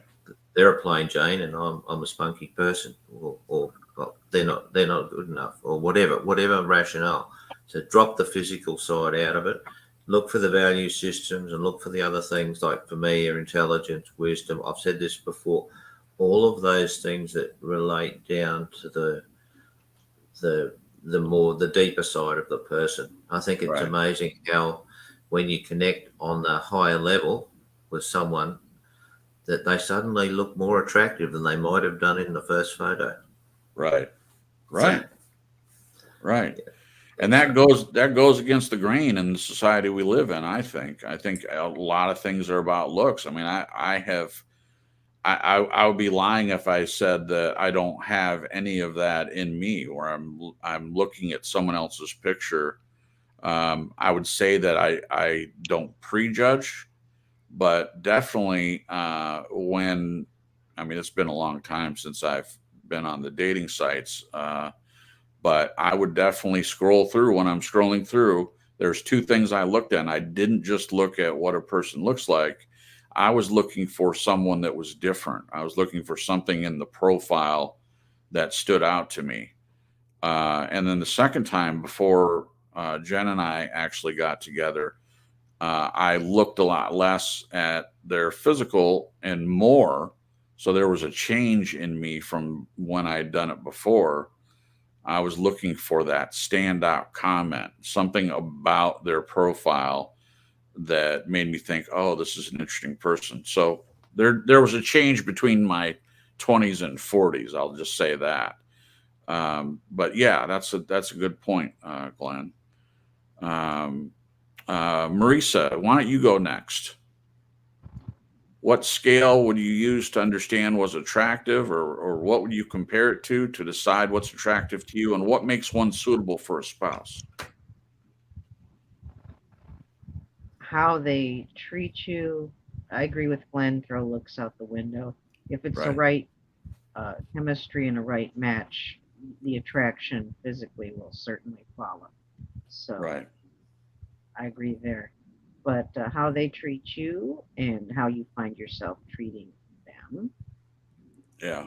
And again, look at the fruit. What are you bringing forth from each other? Good things, positive things, where you communicate and where you're open and you're honest, or are you partners in crime doing bad things together? With bad fruit, bad Bonnie habits, etc. Bonnie and Clyde. What is it? That's some people's bag, and I've been there. Don't get me wrong, but no, not for me now. So that's about all I have to say about that. Yeah, I agree with Glenn. Looks that doesn't even matter. Thank you, It's Marisa. got to be the Agreed. chemistry in the match. If it's right, the attraction will come. Thank you. I appreciate that. I just really got blessed because I got both the things I look for in a profile and someone who physically is very attractive to me. Very, very beautiful. And I was really blessed by that. Now, I'll be honest. When Jen and I were friends, I did look at her profile. I realized that she was not available at the time, and I was snapping my fingers. Oh, darn it. but it wasn't what attracted me to her. It just really wasn't.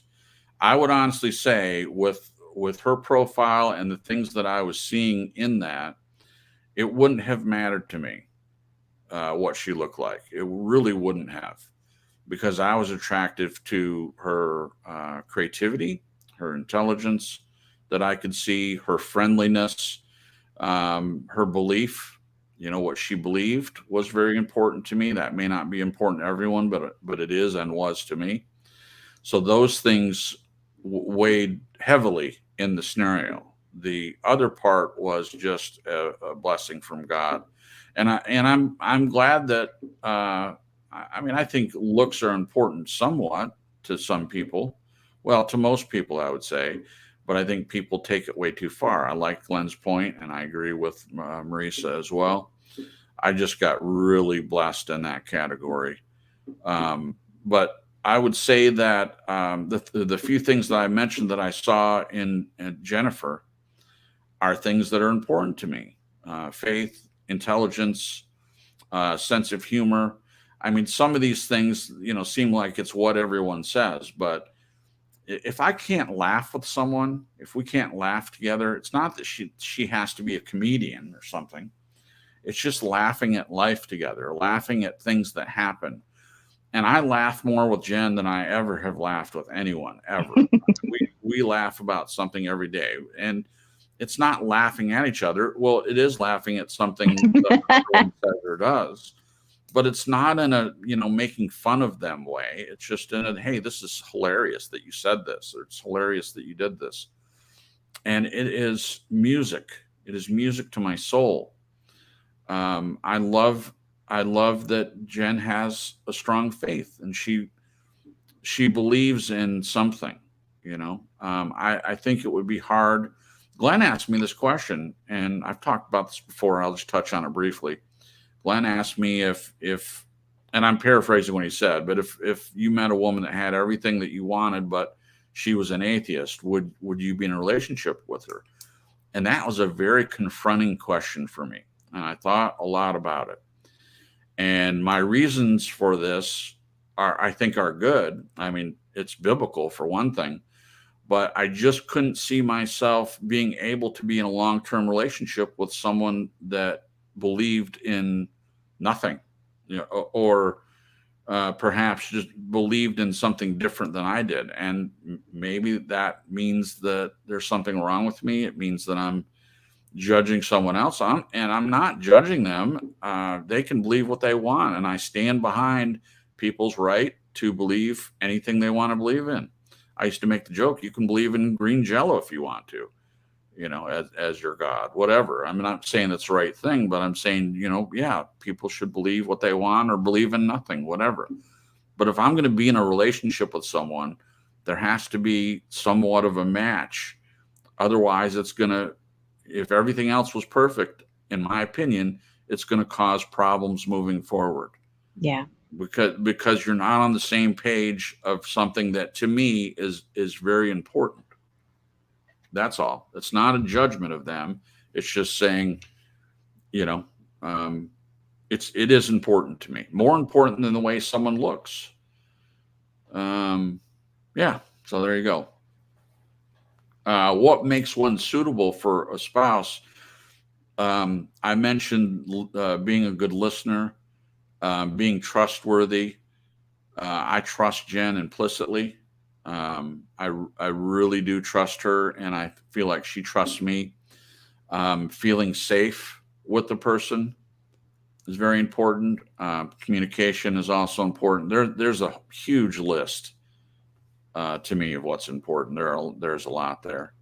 I think we hit on that pretty well. Everybody answered on that one. I want to address something. So when Frank came in, he said, and I'm not going to spend too much time in this. I want to get to the rest of these questions, and the listener took the time to answer all these things, and I want to make sure that we give it the time that it deserves. But I asked Frank how he's doing. He said he's not doing so good, and I asked him to share if he would like to. And he said, sorry, okay, hey, Frank, not so good. I could not put my finger on things when I was in a relationship. Had an attitude of not wanting to be a whip bag. Think it's suitable to me not to be afraid to talk about each other's negativity. And then Jen commented, and she said, Frank, I too couldn't see it when I was in it. It was so frustrating. I decided not to be a whip bag anymore and left. I had some friends help me see what was truly going on. So I just wanted to talk about this. I hope you guys don't mind, just briefly. If it's negativity that you're referring to, it's very destructive and difficult, in my opinion, to be in a relationship where the other person is really negative. Not just in life in general, but especially if the negativity is towards you. I find that very difficult. You've heard me say that I like to surround myself with people that are positive and uplifting. And biblically speaking, we're supposed to focus on things that are good and things that are lovely, things that are of good report.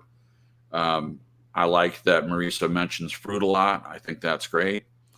And the fruits of the Spirit: love, joy, peace, long suffering, gentleness, goodness, faith, meekness, temperance, self-control, and all those things. If you don't have if the person that you're with doesn't have any of those things, it makes it very difficult to carry on a healthy relationship with them. Yeah. So and I'm going to ask everyone else if they want to comment, but I would say that if you're experiencing that, I'm sorry. I'm really sorry that you're having to deal with that. I know it will get better, and that's maybe hard. I don't know the full extent of the situation that you're in. It's difficult to be in that place. But there is healing out there for you, and I hope the best for you in that, and hope that you find some kind of contentment in either in that relationship or in a different relationship, one that better suits who you are as a person. Anyone else want to comment to Frank on that? Yeah, I have a question. Okay. For Frank. I just want, if Frank is meaning that no matter what he does or did, it always feels like it's wrong, or you always feel like you are being criticized, but not constructively, I can relate to that. Whereas no matter what I did in the first situation, it feels like you could like work your absolute backside off just trying to please someone, and no matter what you did, you're going to get kicked in the head. Right. It's emotionally debilitating beyond belief. So if that's what Frank's saying, mate, I'll put my hand up and say, mate, I'm on your page. You can't continue to deal with that sort of stuff. It will take you down. Right. So right. Thank you. Thank you, Glenn. Marisa, do you want to comment on Frank's situation? I just put a comment in there saying, hey, Frank, we're all here to listen and talk. If that's what we do. So feel free to share if you feel comfortable. Yeah. Okay. Thank you, guys. I appreciate your comment on that. I'm going to get back to the questions from the listener, but this is what we do, Frank, and if you have any interest in airing some of these things out, or you just need someone to talk to, please let us know. Any one of us that you wanted to speak with, we'll make ourselves available for that. Okay. None of us are licensed counselors, but all of us have experience in different ways in life. And I believe that for all of us, one of the reasons we do this broadcast is for you guys, because we do care. We do care about all the listeners, everyone in the chat, everyone that listens to the playback. We do honestly care. That's one of the many reasons why we're here. So thank you for giving me the time on that. I appreciate it. All right, back to the listener. Obviously, answers to the above questions are age dependent, as our expectations and understanding of what is important tends to change as we go through the various life phases. So the next one is, with that in mind, do you think there are any of the things we find attractive in ourselves and others that don't change, that has remained constant as we age? What things do you think, if any, are things that we find attractive in ourselves and others that don't change. And we'll start with Glenn. I haven't gone to him first on any of these questions yet. So what do you think, Glenn? That's an easy one. I think it's your value system. I think it just can be, it has that constancy about it that just carries through the age, through the ages. And you don't compromise that and retain your integrity. You've got a huge thing to say to yourself. I'm proud of myself for being like that. Yeah. Yeah. So you're saying you can be flexible in other areas, but absolutely, because your needs change. I mean, obviously, what I thought I wanted at 20, and when I look on TV at these 20-year-olds, they look like children. Like, how do you ever get married at 20 years of age? You know nothing. That's my parents. My parents were the voice of experience. Yeah, my parents were 20 and 21, and they honestly, I'm glad that I'm here, and I'm glad that I have my sister. But those two should have never gotten married, in my opinion, at least at that age. Yeah, that's a good point. Thank you, Glenn. Let's go with Jen next. Jen, what do you think? Yeah, real quick. Glenn answered. I was actually going to ask if he would chat with Frank in the chat because he had said he has a form of autism. Oh. And I was going to mention Glenn's son, but he just did in the chat. So that's taken care of. So I would agree with Glenn. I think the value system, morals, faith for sure. Mm-hmm. And definitely love. I feel like at least the thing I'm certain about, meaning myself, because I can't really be in other people's bodies and feel all the feelings they've felt throughout their entire life and what's changed and what hasn't. But I've always had a heart for people. Yeah, I've just always had a love for people. And, I even when I was little, I used to have this thought, and hopefully I'll explain it correctly. But I've always loved books. And one of the things that used to attract me to books were, obviously the pictures. But one thing I love about old and antique books is the beautiful bindings and the gold leaf or gold foil and silver foil and stuff, and just the artwork on books. But I used to always think about how sometimes the cover of a book can mislead people. Right. You could have a really wonderful book or a story and it's got this crappy binding or a crappy cover, and it is, or vice versa. You could have a beautiful book and like the story inside just stinks. So the whole saying of not judging a book by its cover, not that I walk around seeing people as books per se, but just knowing that everyone has a story and they're all unique and they're all different and they're all worth hearing. Mm-hmm. And that's one of the reasons I love this channel, is because we're talking about different topics and sharing our own personal views and experiences, and we encourage others to do the same. Yeah. And there's so much that we can learn from that. So I kind of went off on a ramble. No, you didn't. You weren't rambling at all. You weren't. It may have sounded like that to you, but no, that wasn't a ramble at all. But just a love for people and a genuine desire to see people and to hear and know that, a lot of times we aren't what we, I think, yes, sometimes we are what we portray or what people see, not necessarily portray, but what people see on the outside. But that's such it's such a small facet of who we are as people. Yeah. And so I've always been fascinated with what's underneath that, what's underneath what we see in our first impressions of people. Ooh, so that's important. Thank you, Jen. Appreciate that. Marisa, what things remain constant? In other words, don't change. They remain constant as we age that you find attractive in yourself or others. I agree with Glenn. Our value system. I would tack on to that your spirituality, and just who you are is going to be who you are throughout your life.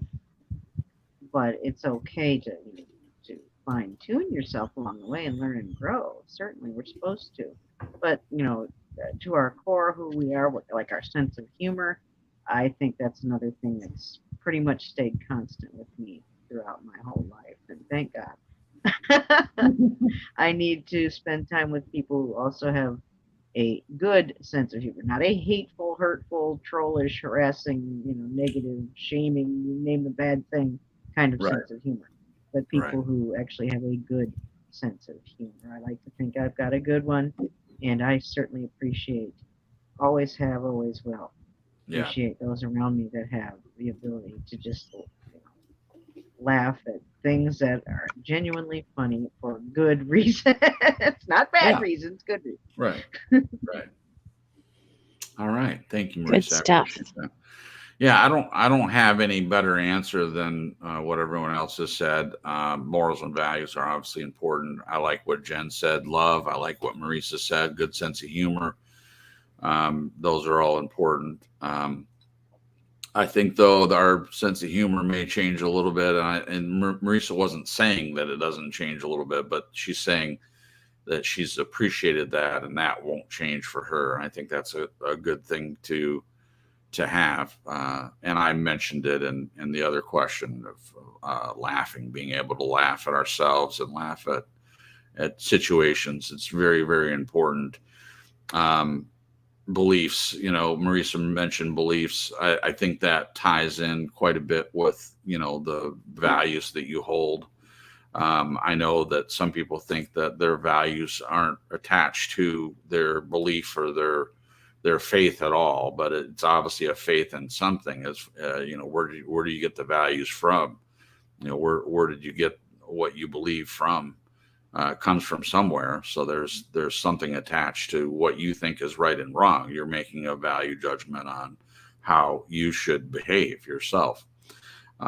So that is extremely important. And Jen said love. That's been her answer for a couple of these questions. And I agree with that. The Bible obviously thinks it's important. And talking about the fruits, the first one that is mentioned, and Marisa will like this too, because it's important to her. It should be important to any believer. The first one, the most important one, Paul says, and I believe John makes a big deal about how important God's love is and important that we love one another.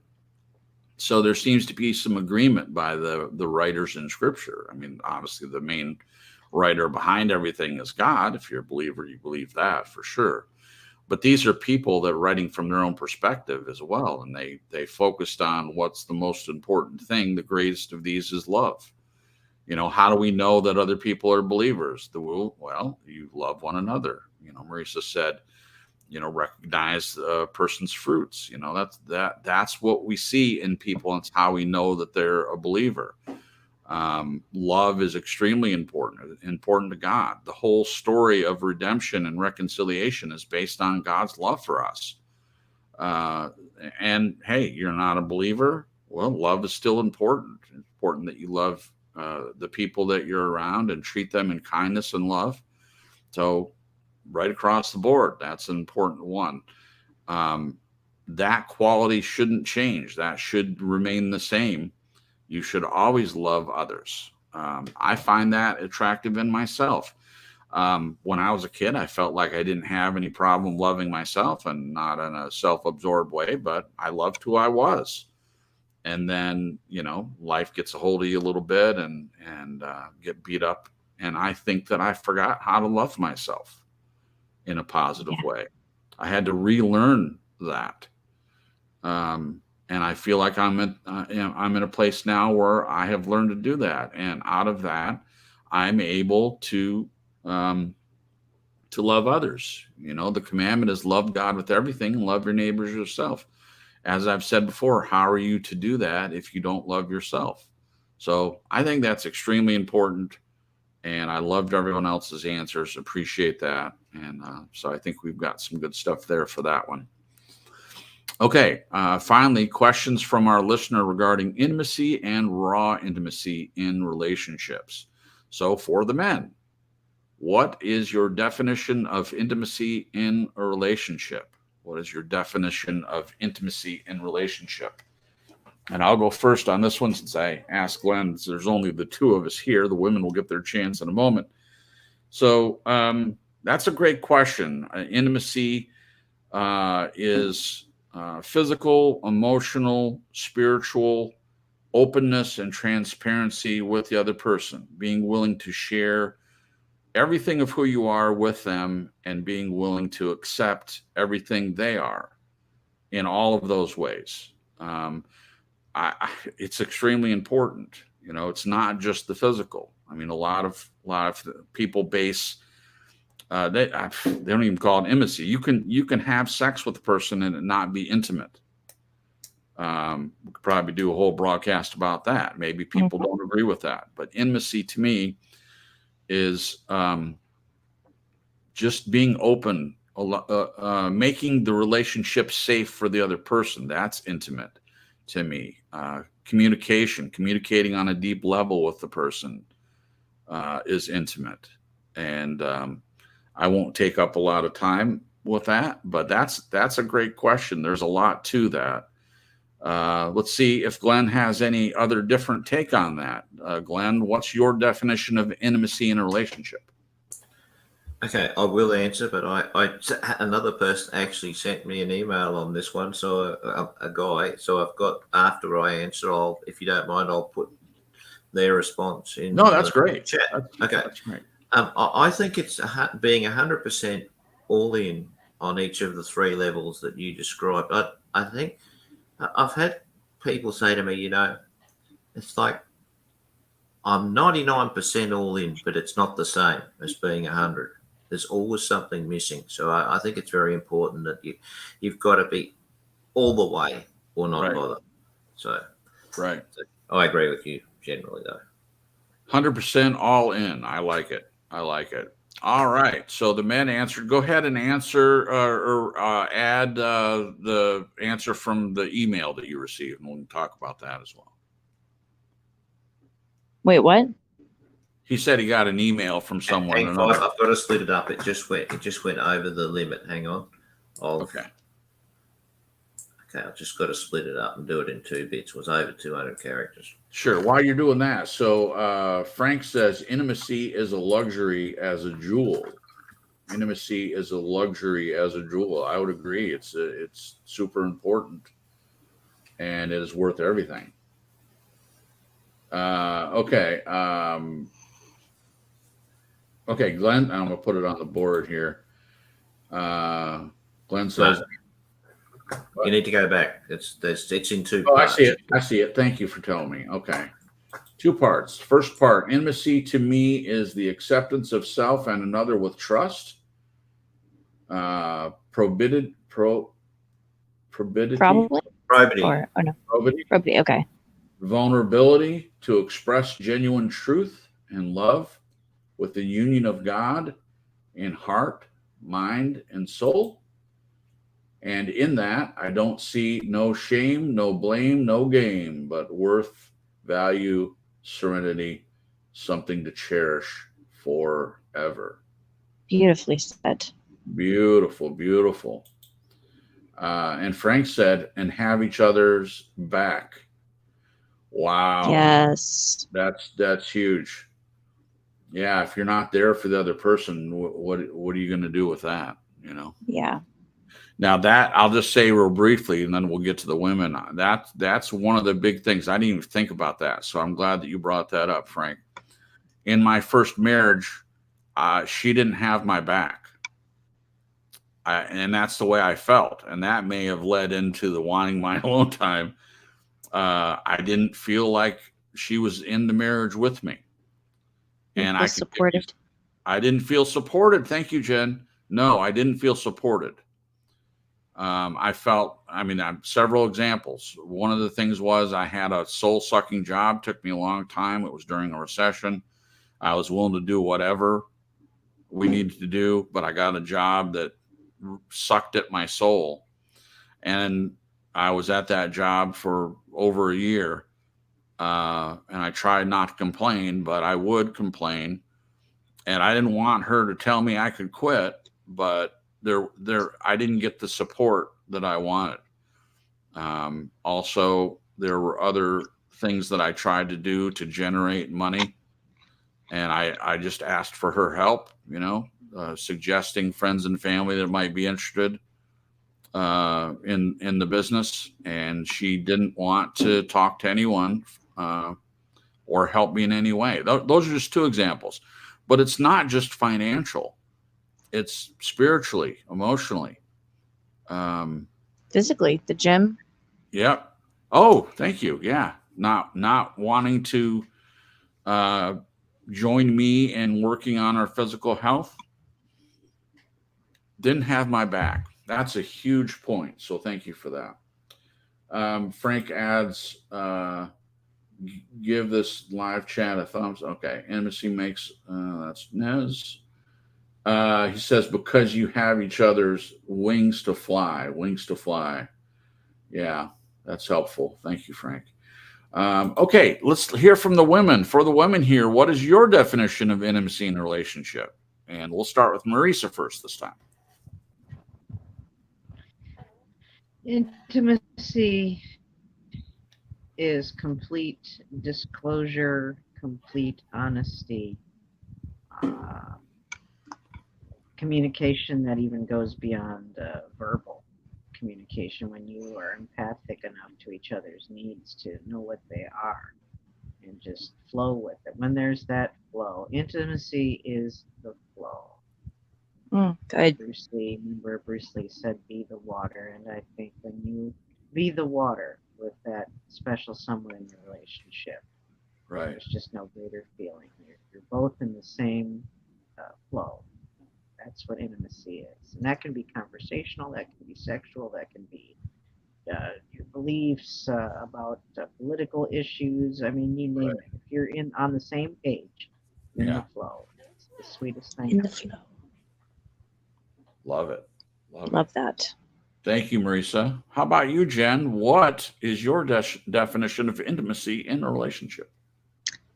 You know, I think it's a mutual laying bare of all that you are, and a mutual just full acceptance and safety. Full acceptance and safety. I like that.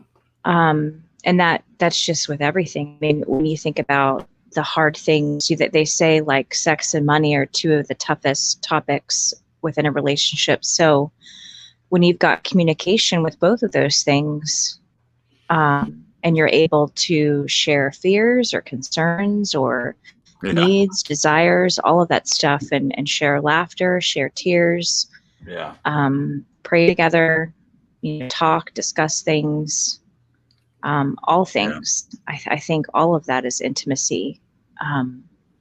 You're just growing closer together and bonding and supporting each other. I think all of that is intimacy to me. And it's such a beautiful thing when you have that with someone. There's just laid bare. There's nothing hidden. There's no secrets. And you're not afraid. There's not a fear of laying yourself bare. And like, I know in my past marriage, I felt utterly alone. And it's, I've had experiences where I would be in crowds, mainly this happened in church. And it seemed like, I wasn't connecting with people. I was trying, but people didn't seem to want to connect with me. And I was going through really hard stuff within that marriage and would try to open up to people about it. And it just seemed to turn people off, which was kind of weird. Yeah. And it's such a lonely feeling to be surrounded by tons of people and not feel known or seen or heard. And nobody really wants to be seen and heard and known. It's just, so it was such a weird experience for me. But even in a marriage, that's a horrible feeling where you recognize that, we're married, but this isn't what I pictured. And this is so far beyond onto the opposite end of what I pictured marriage would be. Right. Where I can't bring things up. I can't share my thoughts. I can't share my fears, my desires. For me personally, when I would stuff feelings all the time because I didn't feel safe bringing things up because it always into a fight. Right. But when I would cry, he would just stand there and stare at me. There was not once in 14 years that he came to me and held me or said it's going to be okay or what's wrong or what can I do to help, or there was no validation, no emotional support. Right. And it's so odd to me now looking back, thinking that that wasn't a red flag for me at the time. I didn't look at that and think, okay, this is really weird. And part of that is because I grew up in a family where emotions weren't really supported. I saw my dad get angry and yell, but I never saw my parents cry or, And I was left in my room to cry, and no one ever came to me afterward. Not that I remember. I think there were sometimes my mom comforted me, but it definitely wasn't to the extent that I needed, being an adult looking back. So it sort of set me up for a situation where I didn't think it was strange and there was a lot of guilt and shame with crying, and he accused me of being manipulative, and which was like the furthest thing from what I was trying to do. I was feeling feelings. I was being a human, and I just wanted some support and some comfort, and it's not what I got. So being in this marriage now with Jason, it's been quite a journey. Like I used to hide my face all the time when I would cry in front of Jason, and it's that guilt and shame coming up. Now I don't. I just fall into his arms and cry, and he's so supportive and comforting, and prays with me. It's wonderful. So being able to be laid bare in front of someone and not be afraid or concerned how they're going to react, but be completely supported and accepted. That's huge, and that's a huge. Just it's intimacy. It's beautiful. Yeah. Wow. Well, that was lovely, Jen. Thank you for sharing that. Yeah. Okay, so we need to hear from Sandra, because Glenn said in the write-up that he has his answer and he has Sandra's answer. So I'm assuming you meant that to the definition of intimacy. Am I correct? No, it's the raw. It's the albeit that we are different. If you read that bit first, then I can answer. Oh, okay, sure. Albeit that we are all different, what does raw intimacy look like between two people? Or is raw intimacy just intimacy with the word raw placed in front of it?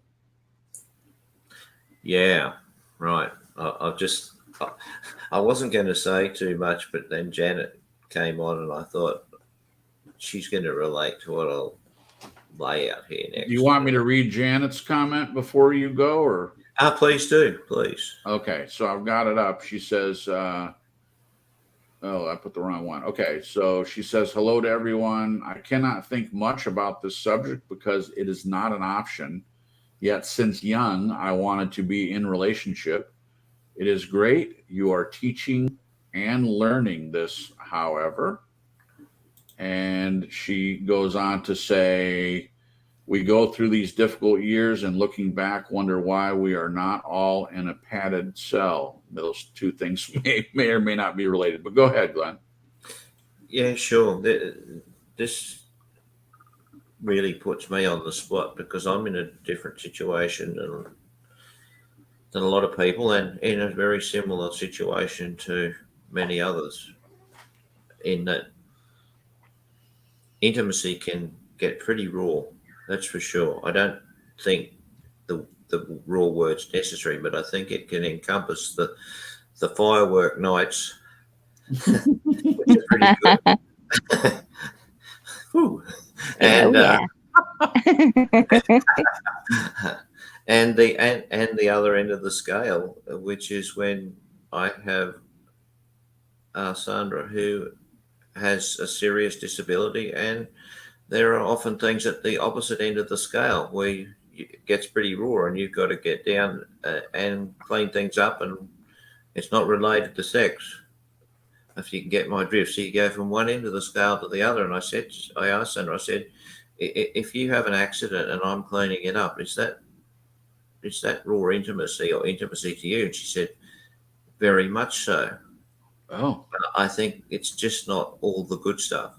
Right. That's intimate. I think I've learned in a situation like ours, where she had a stroke many, many years ago, is that your life changes and the dynamics of your relationship changes, and there are the things that you took for granted before as part of your intimate relationship cannot exist anymore, because circumstantially it doesn't happen anymore. I mean, it's pretty obvious what I'm saying.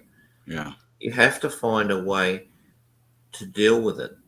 And that, I think, in adversity, you really do discover what intimacy is about, because you have to be adaptable and find that within, like, the relationship in other ways. And I think if you were not 100% all in the first place, I think it would be extremely difficult for myself. I think of that and I think, if I really was not committed totally to this relationship, I would have I would I don't know how I would deal with it. I would be probably off the planet, distressed and just thinking, oh my goodness, I can't deal with this. But being all in on an intimate basis across those three levels means that you somehow adjust yourself, and I did it much easier than I thought. Look, I'm not for a minute saying it's easy, but you find a way. Mm-hmm. And I think I know I'm getting philosophical here, but That's okay. Go ahead. Explain to people that I don't think you necessarily gain an angle of what true intimacy is just by the firework nights. I think it goes way beyond that when you have to deal with other things as well. That's when you really get found out. Yeah. So no, I think that's my input. Thank you. Thank you, Glenn. No, I'm glad that the listener brought this up and that you went first and explained. I wasn't sure I knew what raw intimacy is, but in your description, you've helped explain that, at least what you think it is. And the point that you're making, I agree with 100%. Jen had mentioned, and each of you get a chance to answer in your own way, but I just want to say that Jen mentioned a couple things. And it's a lot simpler than the person you're with having a stroke. It's nowhere near as difficult as that. But she said, money, money problems and things like that is a huge part. It's a real thing, and if you're struggling with jobs or money and things like that, and you're able to get through that's one thing. It's a different thing. I've given this a lot of thought, and you've heard me talk about this, and I've had some indignation when I hear all these relationships where people are in a relationship and something horrible happens to the other one and the other person splits. And I know, Glenn, we probably have disagreed on this before, and I was making the point that you didn't split, but you were being very graceful toward people that, that decided that they couldn't do it. But to me, that's not raw intimacy. To me, you support the person no matter what comes up. And that's the person I want to be. So if that's raw intimacy, is dealing with the hard blows, the hard yards, as my mother would say, and being in that relationship and staying in that relationship no matter what comes. That would be my example based on my understanding from your answer, Glenn, what raw intimacy is. That's extremely important to me. And I can honestly say that no matter what happened, I'm that person. Nothing like that has happened, by the grace of God up until this point. I mean, the only hard thing that we've had to face is job stuff for me, and financial struggles, and COVID and gas prices and food prices going up and rent continually going up, and that's not a lot, really. I mean, both of us are very blessed and very happy to have that be the only issue that we deal with in our relationship, nothing else. But I would honestly say that if God forbid something more horrible would happen, we would be in it together. That's my take on it. Chris, can I add something when you finish, please? I'm sorry? So, would you mind when you finish? I didn't mean to break in. I just would like to put something on the table. Yeah, regarding your mum in that respect. Yeah. Are you finished, or? I'm done. I'm done. Yeah. Okay. Your mum and I remained having what you would call an intimate connection, even though that we're both married, but we still were very close. Sure. And one of the arrangements, or one of the things that she said to me was, if ever I'm dying, I have this wish, if I'm in the hospital bed, that someone will come and be with someone I really care about, will come and be with me and read me stories or do whatever, just to come and be close. Right. And I said, if ever that happens, Yeah. you tell me and I will be on the next plane. So Yeah. I think even she acknowledged that intimacy can carry forward right to you even want death to be an intimate experience. And it's quite a profound thing now that I reflect upon it. Yeah. Pretty emotional too, obviously. Yeah, obviously. So, yeah, it's heavy going, you know. Thank you, Glenn, for sharing Thank that. you. I mean, for many reasons. You know, when my mom died, it was very sudden, so she didn't have that hospital moment. But if she had been in hospital, that's information I would have loved to have known. I would have not let her die alone for sure. I didn't have a choice in the matter, but that is first of all, I'm glad that she knew that about herself, and I'm glad that she shared it with you. And I have no problem believing that if that had been the case, you would have done exactly that. You would have had bought a plane ticket, and you would have been here. I have no trouble believing that. That's huge. That a person would, like you said, even though that you were both married to other people, that you had that connection. I can't think of a better example than that for raw intimacy. Marisa, would you like to go next on this? What was the question? Albeit that we are all different, what does raw intimacy look like between two people, or is raw intimacy just intimacy with the word raw placed in front of it? Well, I'm apt to say that I think it's just intimacy with the word raw put in front of it.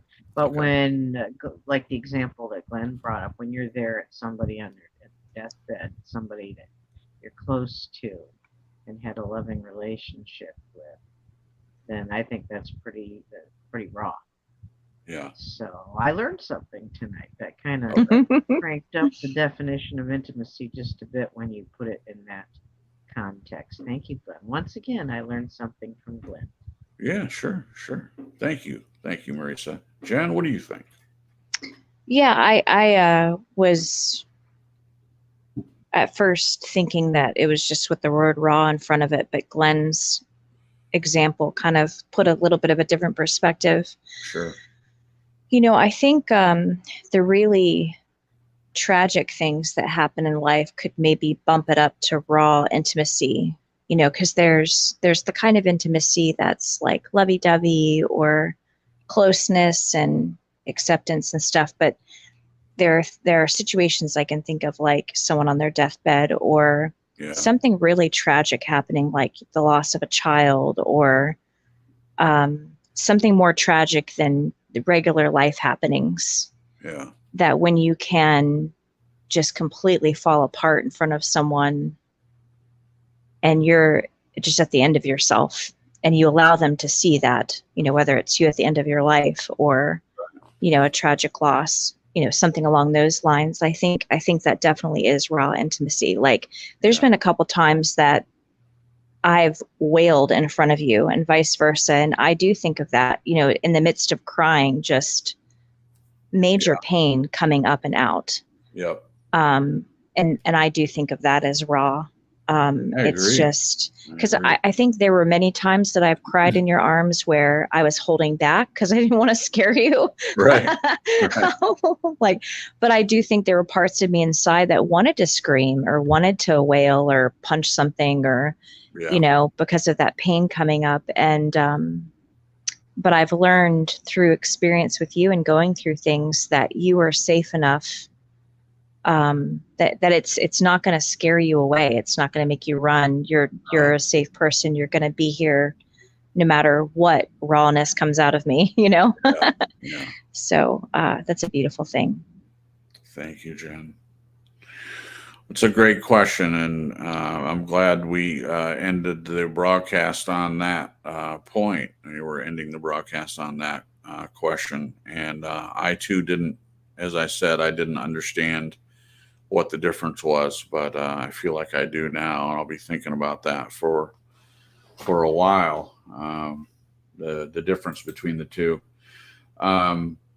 Janet put, and I put it on the board, she says, I want the same thing. Bible readings and hymns played if I'm in a hospice situation. I have it in my advanced directives. Well, Janet, we've only known each other electronically, through this broadcast. But I would offer the same thing Glenn offered my mom. I know we're not at that level of relationship for sure, but I think that all of us, if you didn't have anyone to do that, if you were in a hospice situation, we would do whatever we could to be there to make sure that happens. We had a lot of loss here in our family over the past few years. Both my dad's parents died a year between them. My brother-in-law, his dad died then during that period of time. And recently we lost his mother. And there's actually a recording of Kyle going in and it was played at the memorial service for her, of them singing together, singing hymns together right before she went to be with the Lord. And I was very moved by that. If it were me, I would just want someone to hold my hand. I'm not afraid to die, but it would be hard leaving people that I love and care about. That'd be the most difficult thing for me. So to be surrounded by people that I love and people that love me. And Jen would be obviously the most important person for me to be there. And I hope that that's the way that it happens. But having that around you, being surrounded by that, any person that's crossing over into the great beyond, so to speak, it's important. All right. So, wow, poignant way to end. That's great. Glenn says in the write-up, personally, I don't think it possible to be a firework whilst living in the land of living in the land of certainty. I want to make sure I get that right. Give me uncertainty any day, when the color that bursts will always be a surprise. Lovely, lovely ending. And then a quote, trust and start walking. We are not alone in the dark. Our path will unfold as we move. Paulo Coelho. Coelho.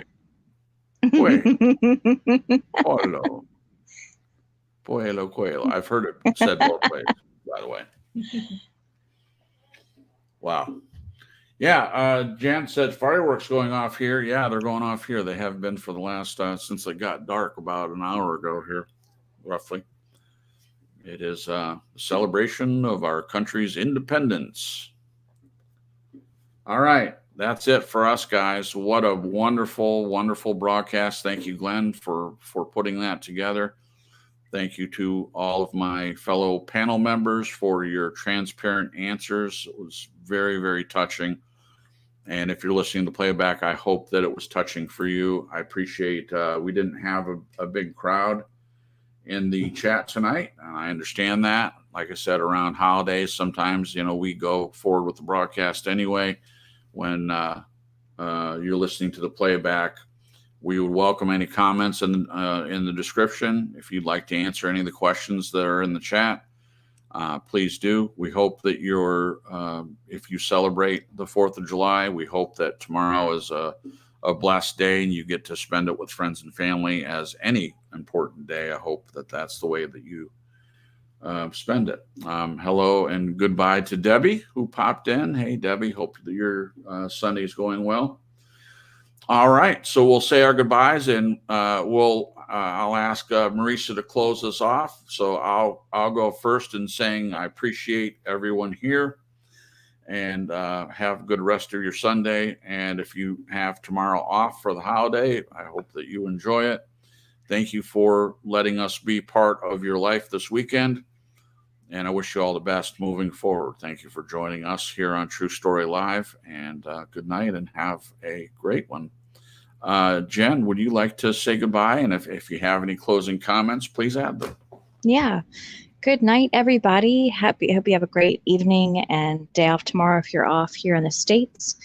And a wonderful week until next Sunday. And just really, really appreciate everybody that came to hang out, everyone that's listening to the playback. And this was a great, great discussion. And thank you so much to Glenn and the listener for taking all the time that you guys are taking to talk and share, and that the listeners just open to have their conversations be an inspiration and sort of a muse to having these discussions. I think they're very important to have, and just appreciate you guys. Thank Beautiful. you. Good night. Thank you, Jen. Glenn, say goodbye to the peoples, please. And if you have any closing comments, please add them. I'll say goodnight. I'm exhausted now. Okay. Yeah, it took a lot out of us, didn't it? I was feeling at the end. Wow. Me too. That doesn't do anyone any harm to get emotionally involved. No, it doesn't. So it's be able to let that out is very therapeutic and beneficial, I see. So I'll say good night and look forward to next week. Thank you, Glenn. And Marisa's going to close us out. Marisa, if you have to say goodbye to the peoples, and if you have any closing comments, please feel free. Thank you, Jason. Thanks again, everybody, for joining us tonight, whether you're here live in the chat or you're commenting and watching the replay. Thank you so much. And again, I extend that invitation out as well. If you have thoughts, if you have comments, if you have questions, please post them. And I know we will all certainly get back to you one way or another. In closing, I just, it makes me think about fireworks. There can be fireworks when things get heated and there's arguments, certainly, and that can be very, very passionate and exciting, but the fireworks you want are the fireworks when you're in one accord with each other, when you're in the flow, when there's that raw intimacy that we're talking about. You have that, and then you'll have the appropriate fireworks. I think everybody would agree with that, right? Yes. No bad fireworks. We don't want the fighting and the punching holes in the walls. That's not good. Been there.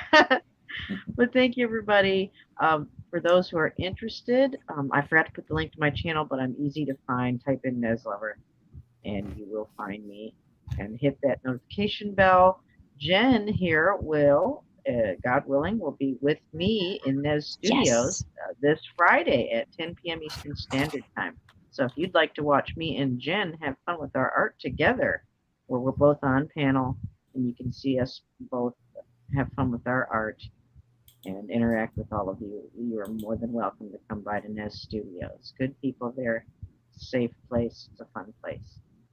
Thank you, all my co-panelists. Thank you so much. Glenn, another awesome write-up.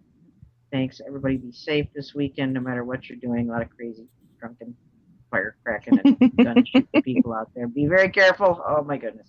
Love you guys, and I look forward to seeing you all again next Sunday, God willing, here on True Story Live. Good night.